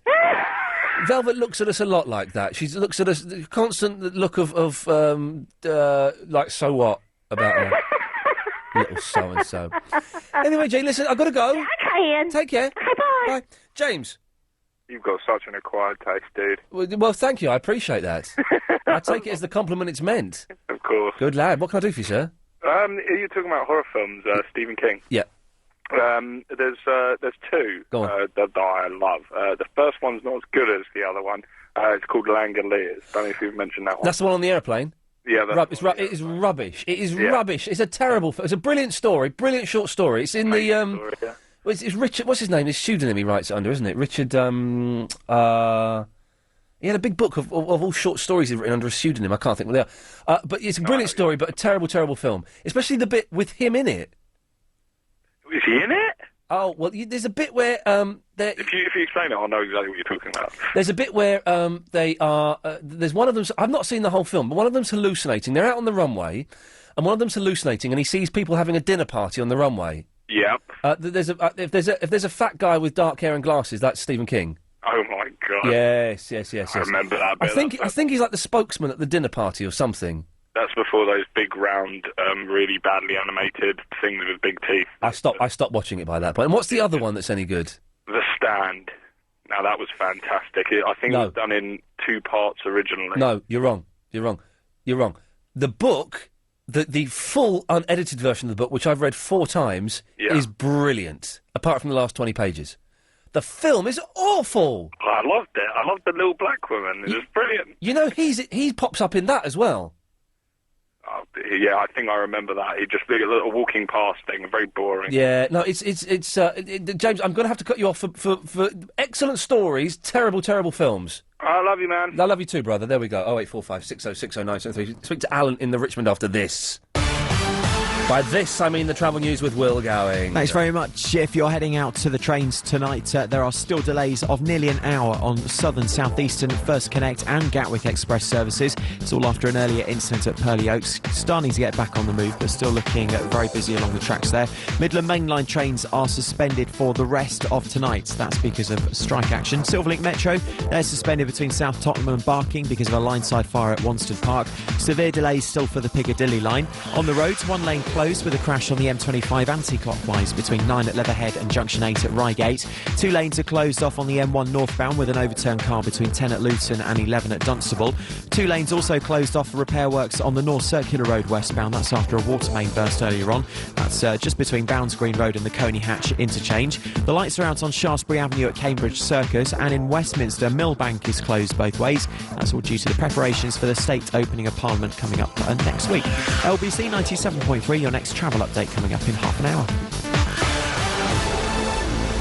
Stay on business at Express by Holiday Inn and turn reward points into brownie points with free nights worldwide. Book online at hiexpress.co.uk. Conditions apply. LBC 97.3 invites you to Seduced, the major new exhibition at Barbican Art Gallery. Seduced Art and Sex from Antiquity to Now features 300 works by artists who've challenged sexual boundaries over 2,000 years. From early Roman marbles to 19th century photography to contemporary art. Seduced, provocative, seductive and occasionally explicit. Now on at Barbican Art Gallery, rated 18. For tickets, call 0845 120 7550 or log on to lbc.co.uk. LBC 97.3. Imagine. Iain Lee's Well, no. Good evening. Yes. Okay, we're moments away from the parade of gentlemen who want to phone up and say they love their friends. 0845 6060 973. If you're man enough to do that, we're all going to have a go. But we're also dissing those idiot men that wear 2 earrings, especially little hoops. Alan, that's not you, is it? It would be Kono Green Pufua Ikura desu ka? And by the way, they wouldn't have an actual Japanese word for cream puff unless there was one of their cakes that was like one. It was a word. I'll bring the book in. Anything that's not Japanese is not allowed to be called by a Japanese name. Do me that sentence again. Kono, as in like this. If you were talking about that one over there or whatever, Yep. Kono Green Pufua Ikura desu ka? The questioning bit and the main part of it is always at the end. Okay, kono clean pufwa ikura desu ka? I'm struggling with my Japanese, as I always am. Cream puff. I thought you were doing well. Sort of. Then I found out there's a different word for older sister and a different word for younger sister, and there's a different word if it's your sister and a different word if it's somebody else's sister, and there's a different. And when you get into the honorific, there's even more different words. Oh man, I'm enjoying it. I'm loving it. I'm absolutely loving it. But I'm struggling. But I've had my 10 lessons, and now I'm having a little. The next 2 or 3 lessons are going to be recap of everything we've done, and then we move on a little bit further. What I found easier for me is you have to think Yeah. the way the Japanese would think. You have to appreciate, for a start, the borders of their country were closed for so long. The biggest problem is once you learn the whole thing, then you go to speak to somebody. Because of how well you speak, they'll think you know exactly what they mean, and you'll understand half of what they mean. Do you know what? I'm reading a very... Half of what they want to say, they don't say, because they're almost like mind readers. Wow, really? Yeah, seriously. I know they abbreviate everything they can. I'm reading an excellent book about it's the history of Japan. I've just read a book about Hiroshima, and then this picks up from the very end of World War II right up to 2000, the history. And I've got up to about 1950 so far. The kids they were eating grass. They were eating grass during the Second World War. That's amazing. That was it. They had grass. Well, you got nothing else. No, exactly, man. It's terrible. Cows get by on it. It's some story. Anyway, Alan, go on. The earrings. Yeah, what's the big deal with the earrings? If you've got two earrings, you're silly, and if you've got two earrings that are especially a hoops, you look ridiculous. When you say a hoop, what do you mean? Just like... Because, I mean, if you're talking those sort of gypsy Croydon hoops, then, yeah, that looks stupid. But if you're just talking like a plain stainless steel... Hoop. What's wrong with that? It looks ridiculous, Alain. Well, I ended up taking mine out, and I'll tell you what was really weird. Because they're solid stainless steel, they were quite heavy. Yeah. And, like, for about 2 months afterwards, I kept shaking my head, because you were so... What? When you had them in, you weren't hearing the noise of them rattling against each other. Yes. But when you took them out, it was like something was missing. Well, see, there you go. You've had earrings in, and the lead in them has rotted your brain. Not lead, they're stainless steel. Anyway, I left the ones in my nipples. Oh. The nipple one's okay. Oh, the nipple ones are fine. Actually, yes, I'm a big fan of those. I do like a nice... I like a nice pierced belly button as well. Actually, they are one of the... Nipples and belly buttons are one of the hardest things to heal up. Yeah, I bet. Very easy to reject. And buttocks. Anyway, Alan, listen, I've got to go. Thank you for that. Okay. Cheers, mate. Bye-bye. Bye. Sayonara. OK, are we ready for the parade, Chris? OK, here we go. Ladies and gentlemen, this is it. This is what we've all been expecting for a long, long time. Looking forward to it. Chris has tried to tempt us into saying that we all love each other. I'm not convinced, but we'll have a go. So, everyone that's listening in the parade, I can see Mark, Gary, Lewis, Vincent, Jim, Sheriff and Joe. What you need to do is you need to come on and say, hello, my name is such and such, and I just want to say, Steve, or whoever it is, I love you, man. Let's go. Let's have the parade.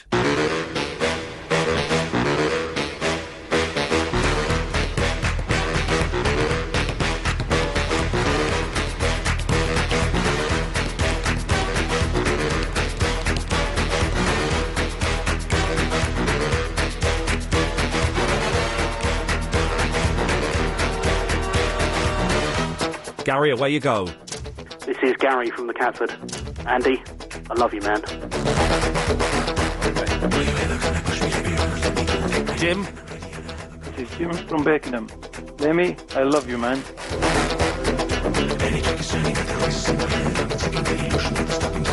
Joe? This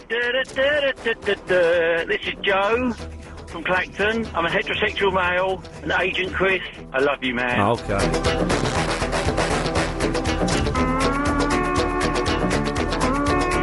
My name is Iain from LBC 97.3, and Lady Alex, I love you, man. Fast lane of the street I'm driving. Sometimes. Sheriff! My name is Sheriff from Ladbroke Grove, and Jono, I love you, man, especially the beer night. And every night.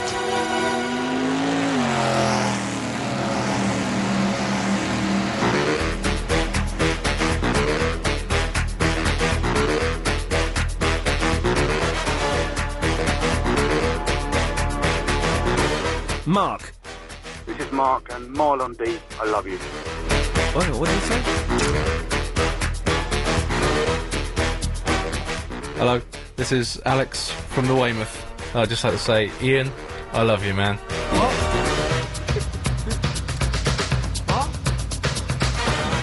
Lewis.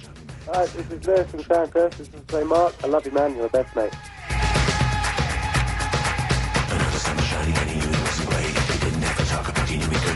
Vincent. Yeah, this is Vincent. I love you, Dad.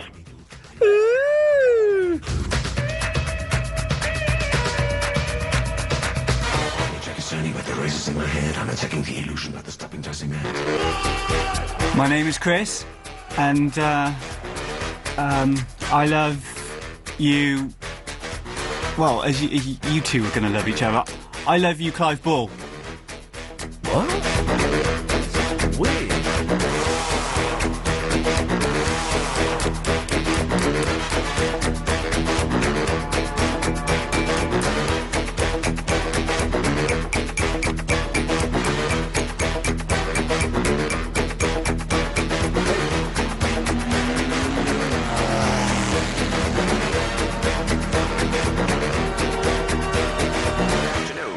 There's that weird bit at the end of that. Well, do you know what? I feel that worked all right. I do genuinely love you, Alex. Nice one, brother. I feel loved. We'll have a hug later on. Yeah. What? Sorry, Chris. You didn't say it to me. Well, no, I don't feel the same about you as I do for Alex. Anyway, you've got the hots for Clive Bull, apparently. So, well done you. Congratulations. Hope you'll be very happy with him. What? Vincent! Yeah, right. Yeah, all right, Vincent. Yeah, Yeah. I'm all right. You're all right, Vincent. Yeah, man, I'm yeah, alright. all right, man. I love you, man. Yeah, I love you too, yeah. Oh, anyway, yeah. I just want to say, Yes. despite... Can I say one word to you, Vincent? What? Levels. Yeah. If you're doing a podcast, we demonstrated yesterday how you got the levels wrong on your podcast. Okay, so I'm gonna. For anyone who's not heard, what is the address for your podcast again? For anyone who's The next big thing .mypodcast.com. Okay, so you're doing your podcast, right? Yeah. And this one is exceptionally poor, and you've got so you'll be talking. This is how you do it, right? So. You'll be talking like this, going, this is Vinny, and just to say that this is my favourite song.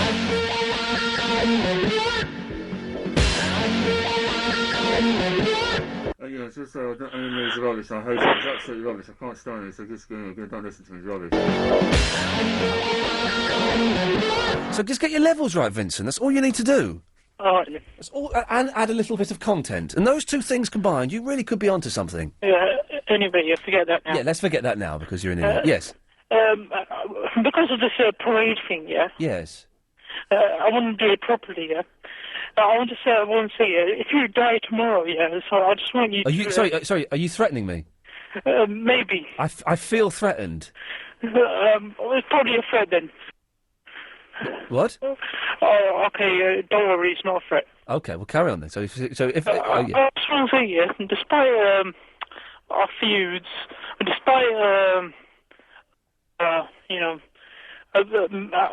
us abusing each other, despite disagreeing with each other about virtually everything, yes. I just want to say, yeah, I like you. Yes? Not very much, though, but I like you. Well, how much do you like me? As much as my favourite trainers.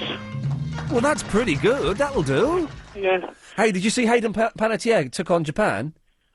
Oh yeah. She got beaten up. She got beaten up by Japan. The whole of Japan kicked her in. The Dolphins, isn't it? Yeah, the Dolphins. But don't laugh. What are you laughing for? What's funny about that? She's trying to protect the Dolphins. She's getting off her backside and doing something for this planet. Yeah, I know. Yeah. What happened here was there's no way she can do anything about it. Well, she's found that out the hard way by getting a Japanese fist in her face. Yeah. Yeah. 5 people tried to say the Dolphins. Yes. There's 5 people against about 1,000. Who do you expect is going to win? All right. Especially as the 1,000 all know karate as well. Yeah. I think we should save the Dolphins though, and I think we should shoot the whales. Yeah. That's my view on the situation. Did you see her crying? Yeah, I did. I saw her crying. It's sexy, huh? Yeah. Did you want to give her a hug? Yeah, I wanted to give her a hug. Yeah, did you? Yeah. Maybe we could give her a hug together. Yeah. High five. Right. Yeah, but Vinny, we've had our feuds. Yeah. And I've called you an idiot, and you've never been able to have a decent argument with me because your grasp of diction and vocabulary isn't particularly great. Yeah. But I just want to say, Vinny, I think you're a muppet. All right. Good evening. Bye. Let's go to Terry. Hello, Terry. Hello there, Ian. Hello, sir. I listen to your programme every night, and I've been trying to get on a few times, but you said the number too quickly, so I always looked up the last digit. I'm so sorry. I shall say it slower for the rest of the time I'm here. Right, so I've got it now. You can carry on. Oh, okay. We can do it quick. We can do it quickly. Now, Terry's got the number. Okay, lovely. Right. The eating story and the ponytail story. Yes. In India, there's what they call a samskara, which is a ritual of purification. Yes. When a young boy, around about the age of 6, he has his ears pierced, and it designates his caste in society as being one of a Brahmin, right? Which is a high caste. Yes. And they pierce his ears with a lemon thorn. Right. So he has 2 ears that are pierced. I've got my ears pierced because I am a priest. I'm a truck driving priest. What? And I have 5-inch tunnels in my ears. Terry, stay there. We have to go to the break. You put a fruitcake through, Chris. He's a priest with tunnels in his ears. I never do that. We'll find out what the hell Terry's banging on about after this. London's biggest conversation. LBC.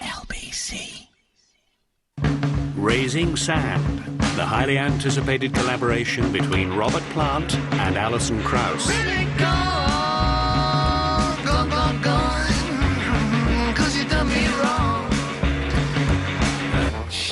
magical album that defies definition.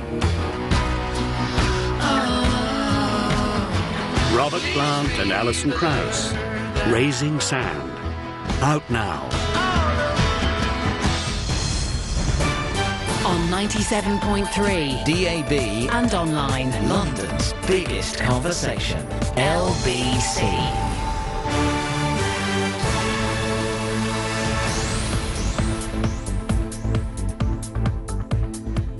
It's 9:30. I'm Holly Holland. London's most senior policeman is standing firm tonight, despite a jury deciding his force broke health and safety rules in the shooting of Jean-Charles de Menezes.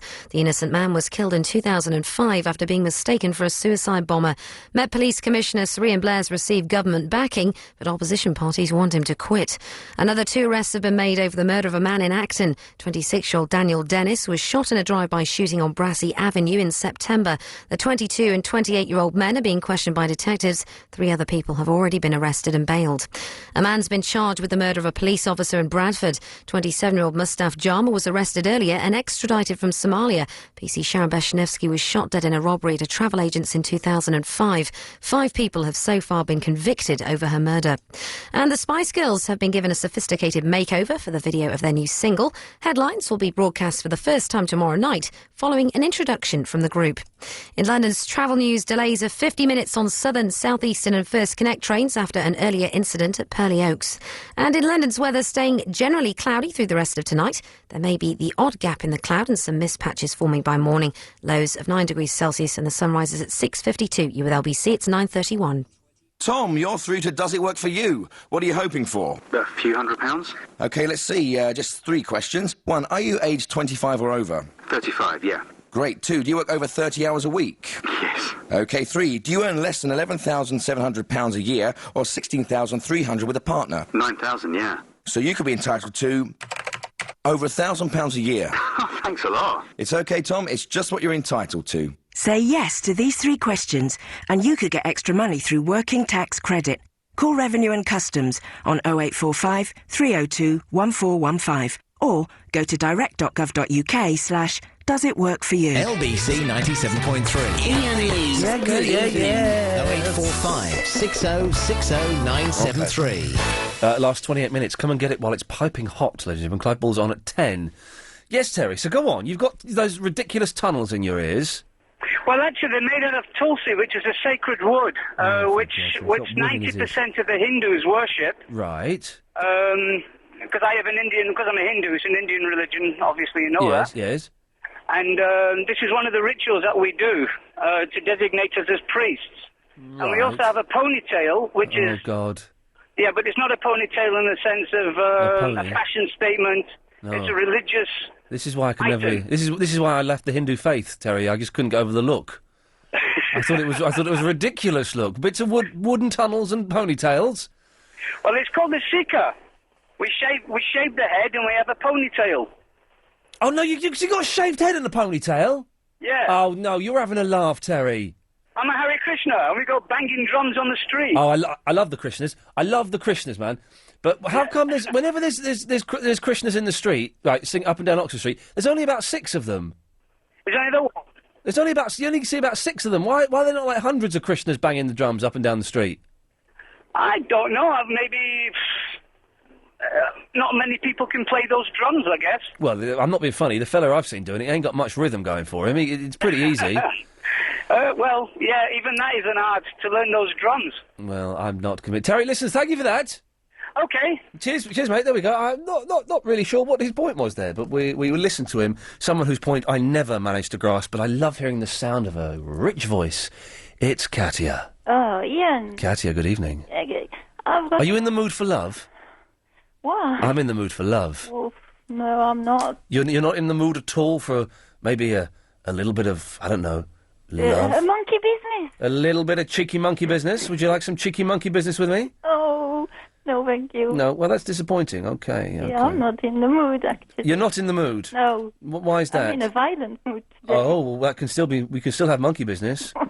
We can have interesting monkey business, can't we?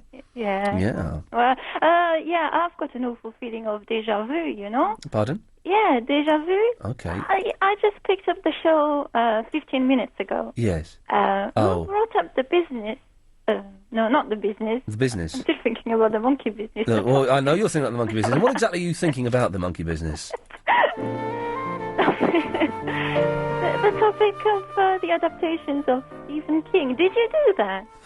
Probably, Katya. I'll tell you, there are no new topics. We're gradually recycling. This is so old. It's like a year and a half ago. I sent you an angry email about that, I think. Well, I've not received it.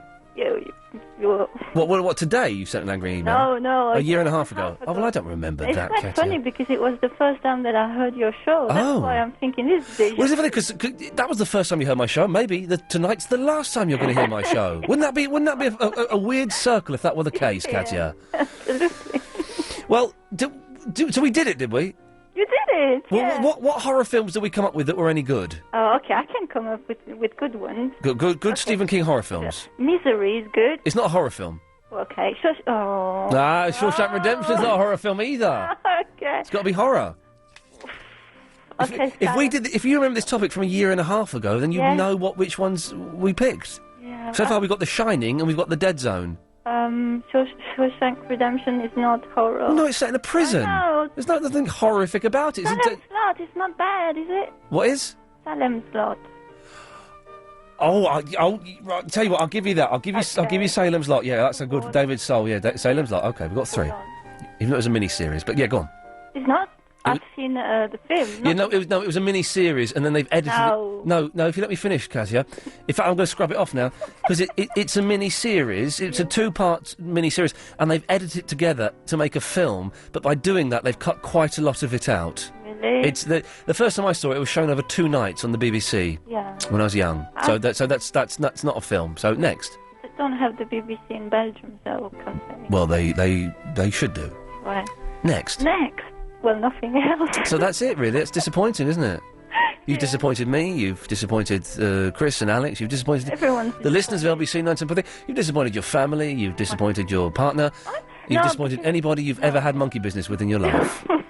No, my partner is not disappointed. Well, not for the first time. Good girl. Nice. But no one's listening to me. No one's listening to me. That's the thing. That's the problem. No one is listening. That's the problem, Katya. That's the problem. That's why I go home. I'm a man. I go home and I switch on the Babecast and I cry and I drink my Red Bush tea and I eat my cold pizza and I just think, really, what's the point, Katya? There's got to be more to it than than watching some old tart getting her knockers out and tempting me to phone in on a premium rate line. There's got to be more to life than that. Yeah, I thought so. Yeah, but it turns out there isn't. Turns out that's it. There isn't, and I tried the virtual one. The what? Well, the Splinter Cell alternative. Splinter Cell? Yeah. The computer game? Yeah. Well, hang on. Where's it? You played Splinter Cell? Yeah, and I think it's not good for your mind. That's why I finished Splinter Cell. You have? Yeah. Well, I'm on the second one. Which one? I've just finished the recent one. Pandora's. Rogue Agent. Yeah. Well, I'm actually playing them because my boyfriend buys them, and he never plays them. I don't know. I played Pandora's. Have you got to the train bit on Pandora's where you got to record the? Yes, I did it. I couldn't get back. I could record the conversation. I couldn't get back off the train, so I gave up. Did you? I couldn't get back. I couldn't escape from them and get away from them once I'd recorded the conversation. Well, what I was going to ask you Yes. is that the trouble is, whenever I hear a truck that is reversing, Yeah. what don't you feel like there's a mine somewhere? You have to do something because it's exactly the same sound. No, I don't, because I'm very much grounded in reality, Katya, and I'm able to differentiate between fact and fiction, reality and fantasy, and obviously... Not anymore. You're not, no. I know. That's why I think it's dangerous for me, the Splinter. I think you should take some strong medication and go to bed. Yeah, okay, I'm going now. Thank you, Katya. Okay, bye. Good evening. Gary? Good evening. Good evening, sir. How are you? Yeah, I'm on top of the flipping world. Excellent. Almost the weekend. It's almost the freaking weekend, baby. I'm about to have me some fun. Yeah. Bounce, bounce, bounce. Anyway, yes. I believe that's the original version of the song. Yes, sir, certainly is. It certainly is. I'm actually going away for a week. Where are you going? Down the south coast. Very nice. Lovely. But I was wondering if you could recommend any podcasts for me to download on the old... Mine! Would that be mine? Shindiggery? And all of mine on LBC 97.3. Well, I've downloaded a couple of old Triple M's. Okay, good lad, yeah. And one that's titled, what's this one titled? Some very interesting ones that I don't think, going back in my history, I don't think I've ever listened to. Wow, okay. Something about pizza and threesomes with Eduardo. I don't know what that is.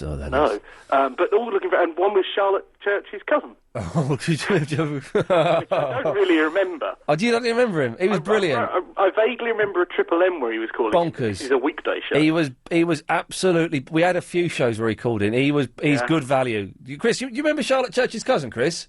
Was his name Paul or something? It was Paul, yeah. Paul. Oh, mate, you're going to enjoy that one. He's bonkers. He's absolutely a fruitcake. Didn't you speak to somebody at the... I vaguely remember you speaking to someone at a theatre. Yes, well, we spoke to someone at the theatre. You had no idea who that was. No. It's all very, very funny. He's good. He's good. So when you say podcast, what do you mean that are out there? Any that you've heard that you like. I don't know if you podcast. I don't know if you. I don't really anymore. I do songs, really, don't you? Really.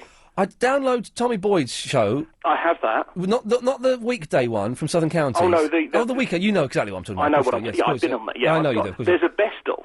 Oh, really? Of all the first 8 weeks, and I haven't heard that, and that's on the old podcast. Do you find, I'm enjoying it, but do you find Matt incredibly irritating? Now, you're going to have to remind me, because there's quite a few in the studio. He's the one who talks like that. So, yeah, I went out with a bird once. I didn't like silly. Yeah, the young, who's always, and if you've ever looked at the webcams, he's always drinking. No, I don't know. I think he's awful. I think he ruins it. I think he ruins it. I genuinely think that quite strongly. He's not well liked in the chat room. No, he ruins it, and he's too aggressive, and he's too obnoxious, and he ruins it. Everyone else, I think, does a cracking job.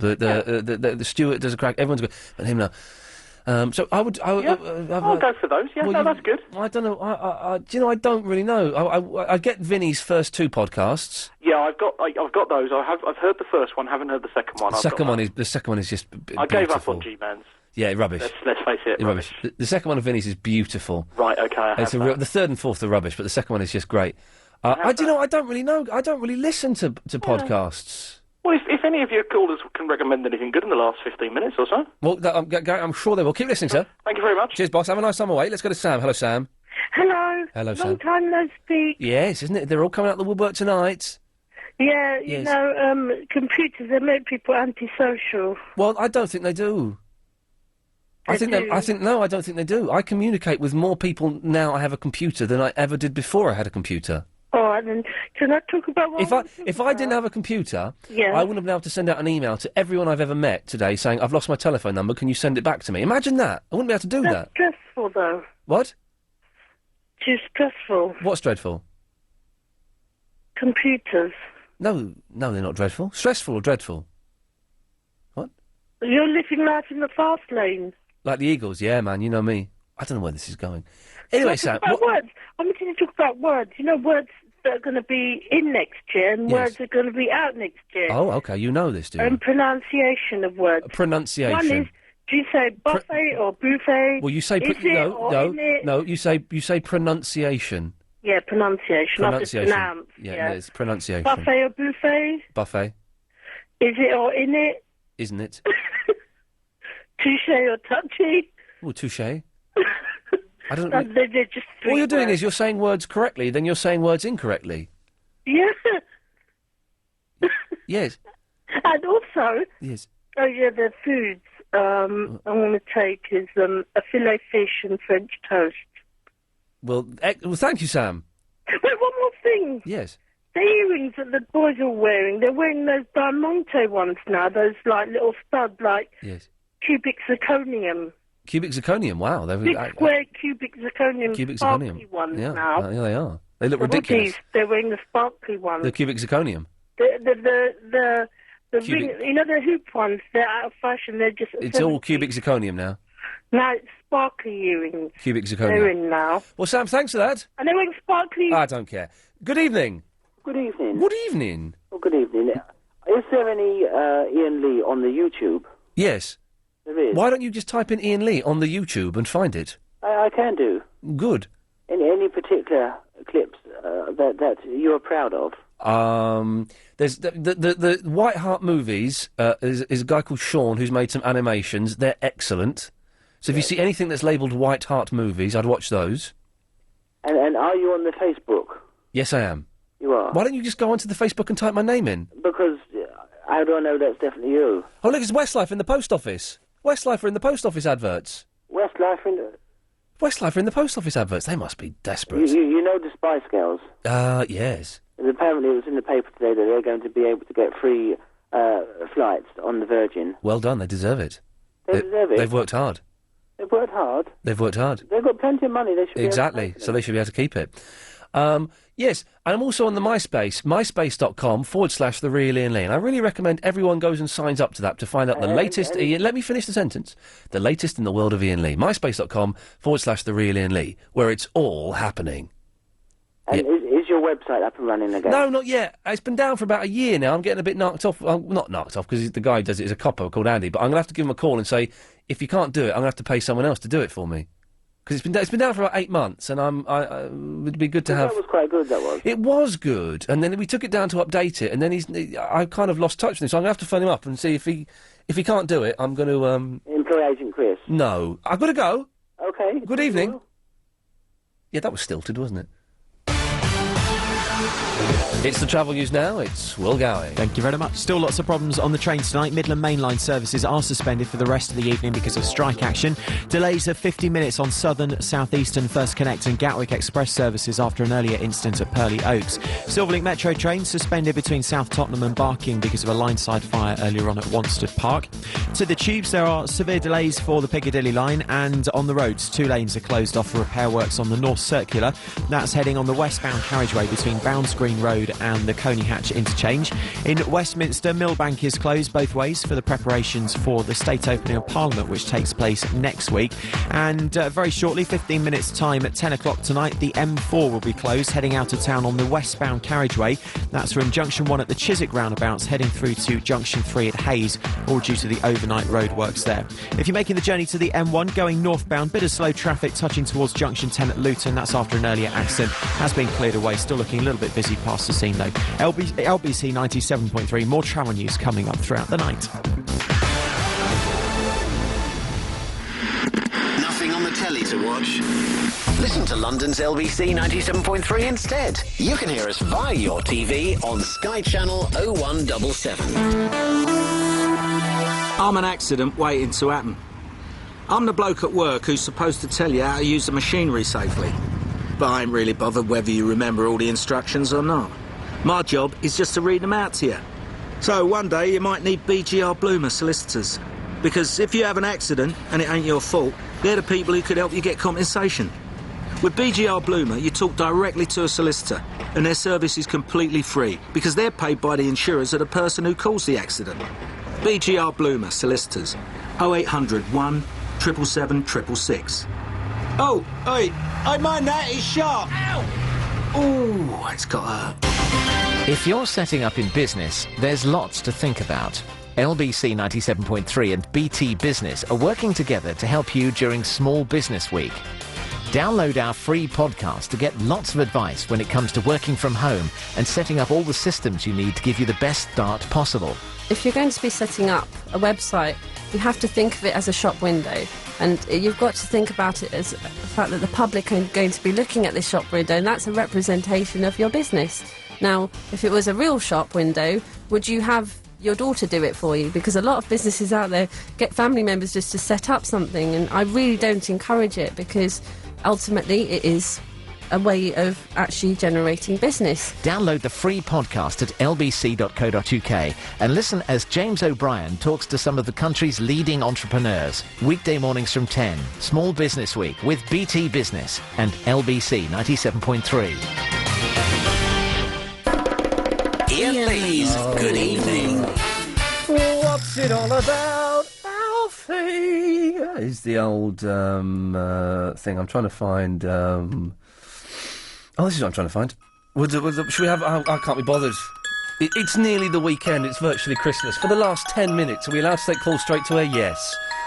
0845 6060 973. Calls go straight to air. Just because we've literally run out of callers.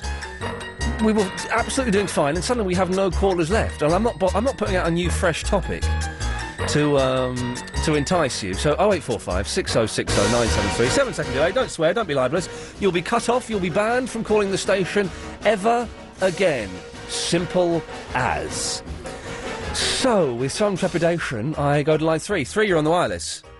I'll have fish and a rice cake. Good lad. Let's go to line 4. 4, you're on the wireless. Hello. Hello there. Hello. Oh, am I on? You're on the air. All right. Hi, it's Lewis. Yes? Can you put your mouth near the phone, maybe? Oh, sorry. Yeah, can you hear me now? Yes. What are you going to say? Oh, yeah. I was just going to say, I have a film for Ian. Well, you're talking to me. Oh, right. Oh, hi, Ian. Hi. Yeah, I had a film for you. It isn't a Stephen King film, but... Well, it's got to be a Stephen King film. Oh, well, it's a good film, that's all. Well, no, it's got to be a Stephen... Don't just phone up and say a film. Anyone can phone up and say a film. It's got to be a Stephen King film. That's what we're talking about. 7, you're on the wireless. Hello. Hello. I just wanted to share a story. Okay. Only take a minute, but it's quite funny. Yeah. Do you want to hear it? Oh, no, not really, actually, no. Line 9, you're on the wireless. Hello, mate. Yeah. I thought I was supposed to go straight to the radio. Sorry? Am I going straight to the radio? Okay, do you want to know my story? Well, what is it? Well, you're on the radio. What is your story? Really? Okay. So I'm on the radio? No, I don't. What? How, is there such a hard... We didn't stop doing this too long ago, did we? It's only like a few months. It's not such a hard concept to grasp. You phone up, you go on the wireless. Line 3, you're on the wireless. Whatever happened to Gary Schiffman? Oh, Gary... yes, well, that's showbiz, isn't it? That's what they're saying now. Whatever happened to Gary Schiffman? 7, you're on the wireless. Good evening! Good evening! Ian, great Stephen King film. Go on. Stephen King, sometimes they come back. King classic. I know. It sounds awful, doesn't it? 8, you're on the wireless. Why can't I have any more treacle pudding? Because you're a globule. Line 5, you're on the wireless.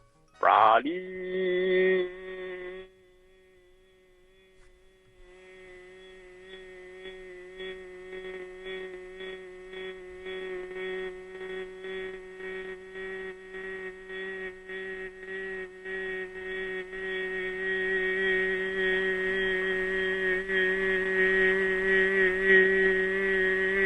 Is he actually doing that?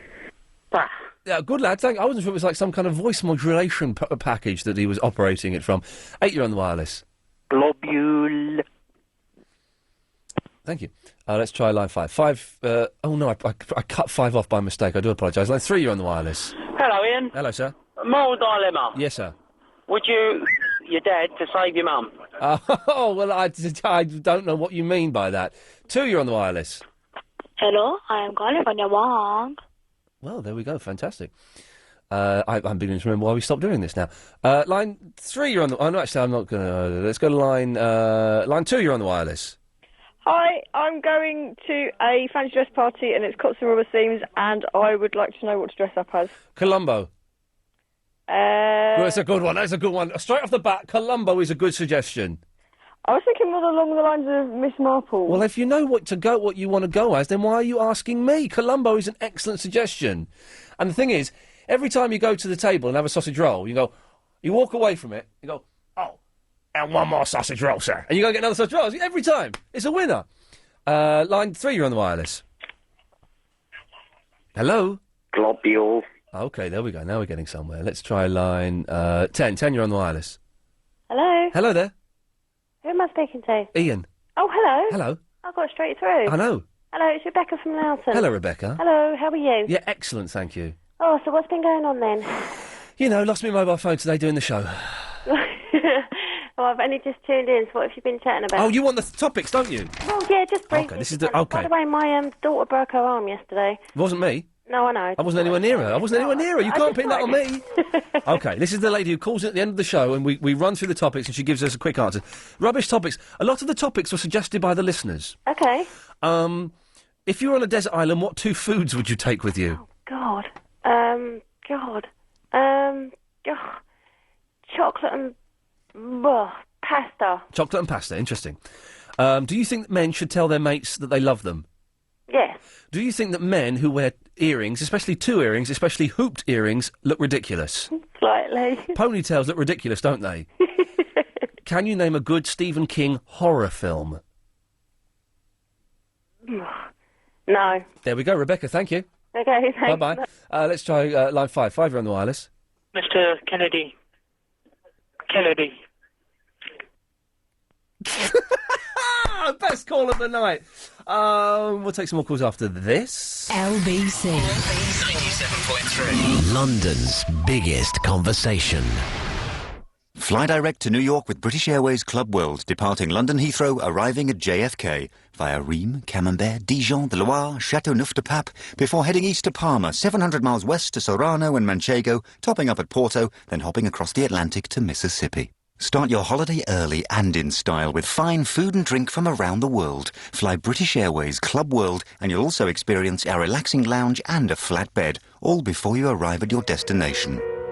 For special offers on Club World holiday fares, like New York from only £1,199 return, book by the 27th of November at BA.com. Travel from December, conditions apply.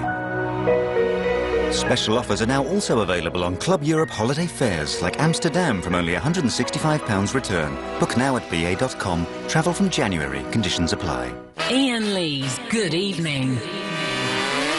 By the way, there's no announcement for Clive Ball there. What's happened? There's normally a little Clive Ball's on there. Well, I'll tell you, Clive Ball's on after the news at 10 o'clock. I'll do it. See, I've always said I can do it. I don't know what they got those tapes in for. I've always said I'm capable of announcing that Clive... I'm always banging on about Clive Ball. He's on after 10 o'clock, ladies and gentlemen. Let's take a few more calls straight to air. Let's go to line 8. You're on the wireless. I want to play some music on my harpsichord. That's an unpleasant noise, isn't it? 10, you're on the wireless. Hello? Wearing the sort of very, very short shorts when they're out. You will have noticed that, Roderick. Not now. It's the middle of winter. They still wear them. And little helmet skirts. Where you live or everywhere. And Is that James Well? Line 9, you're on the wireless. I just called to say good evening. Well done, you. Oh, look at this. They're all coming out of the woodwork. Line 6, you're on the wireless. Just say fish quickly, then I'll cut you off. Yeah. I'm doing a podcast. Yeah. Okay, brilliant. Line 9, you're on the wireless. Can we have some Mr. Phil's baseball news, please? Oh, well, yeah, Picture Phil doesn't seem to be calling in. Let's try line 1, you're on the wireless. Hello. Hello there. Stephen King films that are good. Horror films. Yeah. Yes. Have you seen Cat's Eye? Oh, we said someone banging on about that. Is that the one that's in 3 parts? Yeah. No, it sounds rubbish. Any film that's got 3 little sections is rubbish. But it's really good. At the end, it's got this, little tiny troll creature. Oh, dear. With a knife, and it's stealing Drew Barrymore's breath away from her, and the cat rescues her, and he bats it, and the little troll lands on her record player and spins around, then flies up, and then the cat gets it. That's scary, is it? It's not scary, but it is a horror film, but it's really cool. Good evening, Christine. Bye. Let's try line 5. 5, you're on the wireless. Rocky. Oh. Lovely. Well, there we go. All right, in that case, if you missed the show, it sounded like this. It's time for John's topic. That's you doing that. Revenge stories. Woo! Got some sad news. I'm going to do it, Chris. I'm going to say it on it. I don't care. I've got some very sad news. Today, I lost my mobile telephone. Yeah. And your raspberry. Blackberry. Blackberry. If I was to be dropped on a desert island and I was allowed 2 types of food, I would take haricot beans and oranges. Fried chicken What? and the corn on the cob. Is it the 2 foods you take on a desert island? Yeah, man. I can't believe this has taken off as a topic. Who is this, please? Kirsty. Well, Kirsty, your granddad is a very, very naughty man. No, he's not. Ask your granddad what he wrote about me. He didn't write anything mean about you. Oh, hello, Velvet. Let me get this right. So you But switched. the light came on. You switched the switch off by the plug switch. So that switch is switched off. So it's switched off. But that means it's switched off. First. It's switched off. I switched it off from the wall. So you switched the switch by the switch on the wall. You switched off. The electric I'm telling you, off. because I work here, we never operate DLR. I'm glad of the Stratford. They found really quite funny. There's just not enough love. What are you going on about that for? Because it's like really healthy to say to your mates that you love them. I love Aaron. Who's Aaron, and why do you love him? I love you, man. Let's go. Let's have the parade. This is Joe from Clacton. I'm a heterosexual male, an Agent Chris. I love you, man. Okay.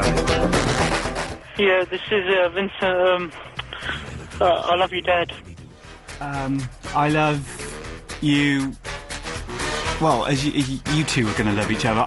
I love you, Clive Ball. It was a joke. Lighten up. I didn't know what that was at the end. I thought... There we go, thank you. Alex, excellent stuff as always. Thank you, sir. Chris, thank you very much. Clive Ball is up next. If you want to give him a call, it's 0845 6060 973. Thank you.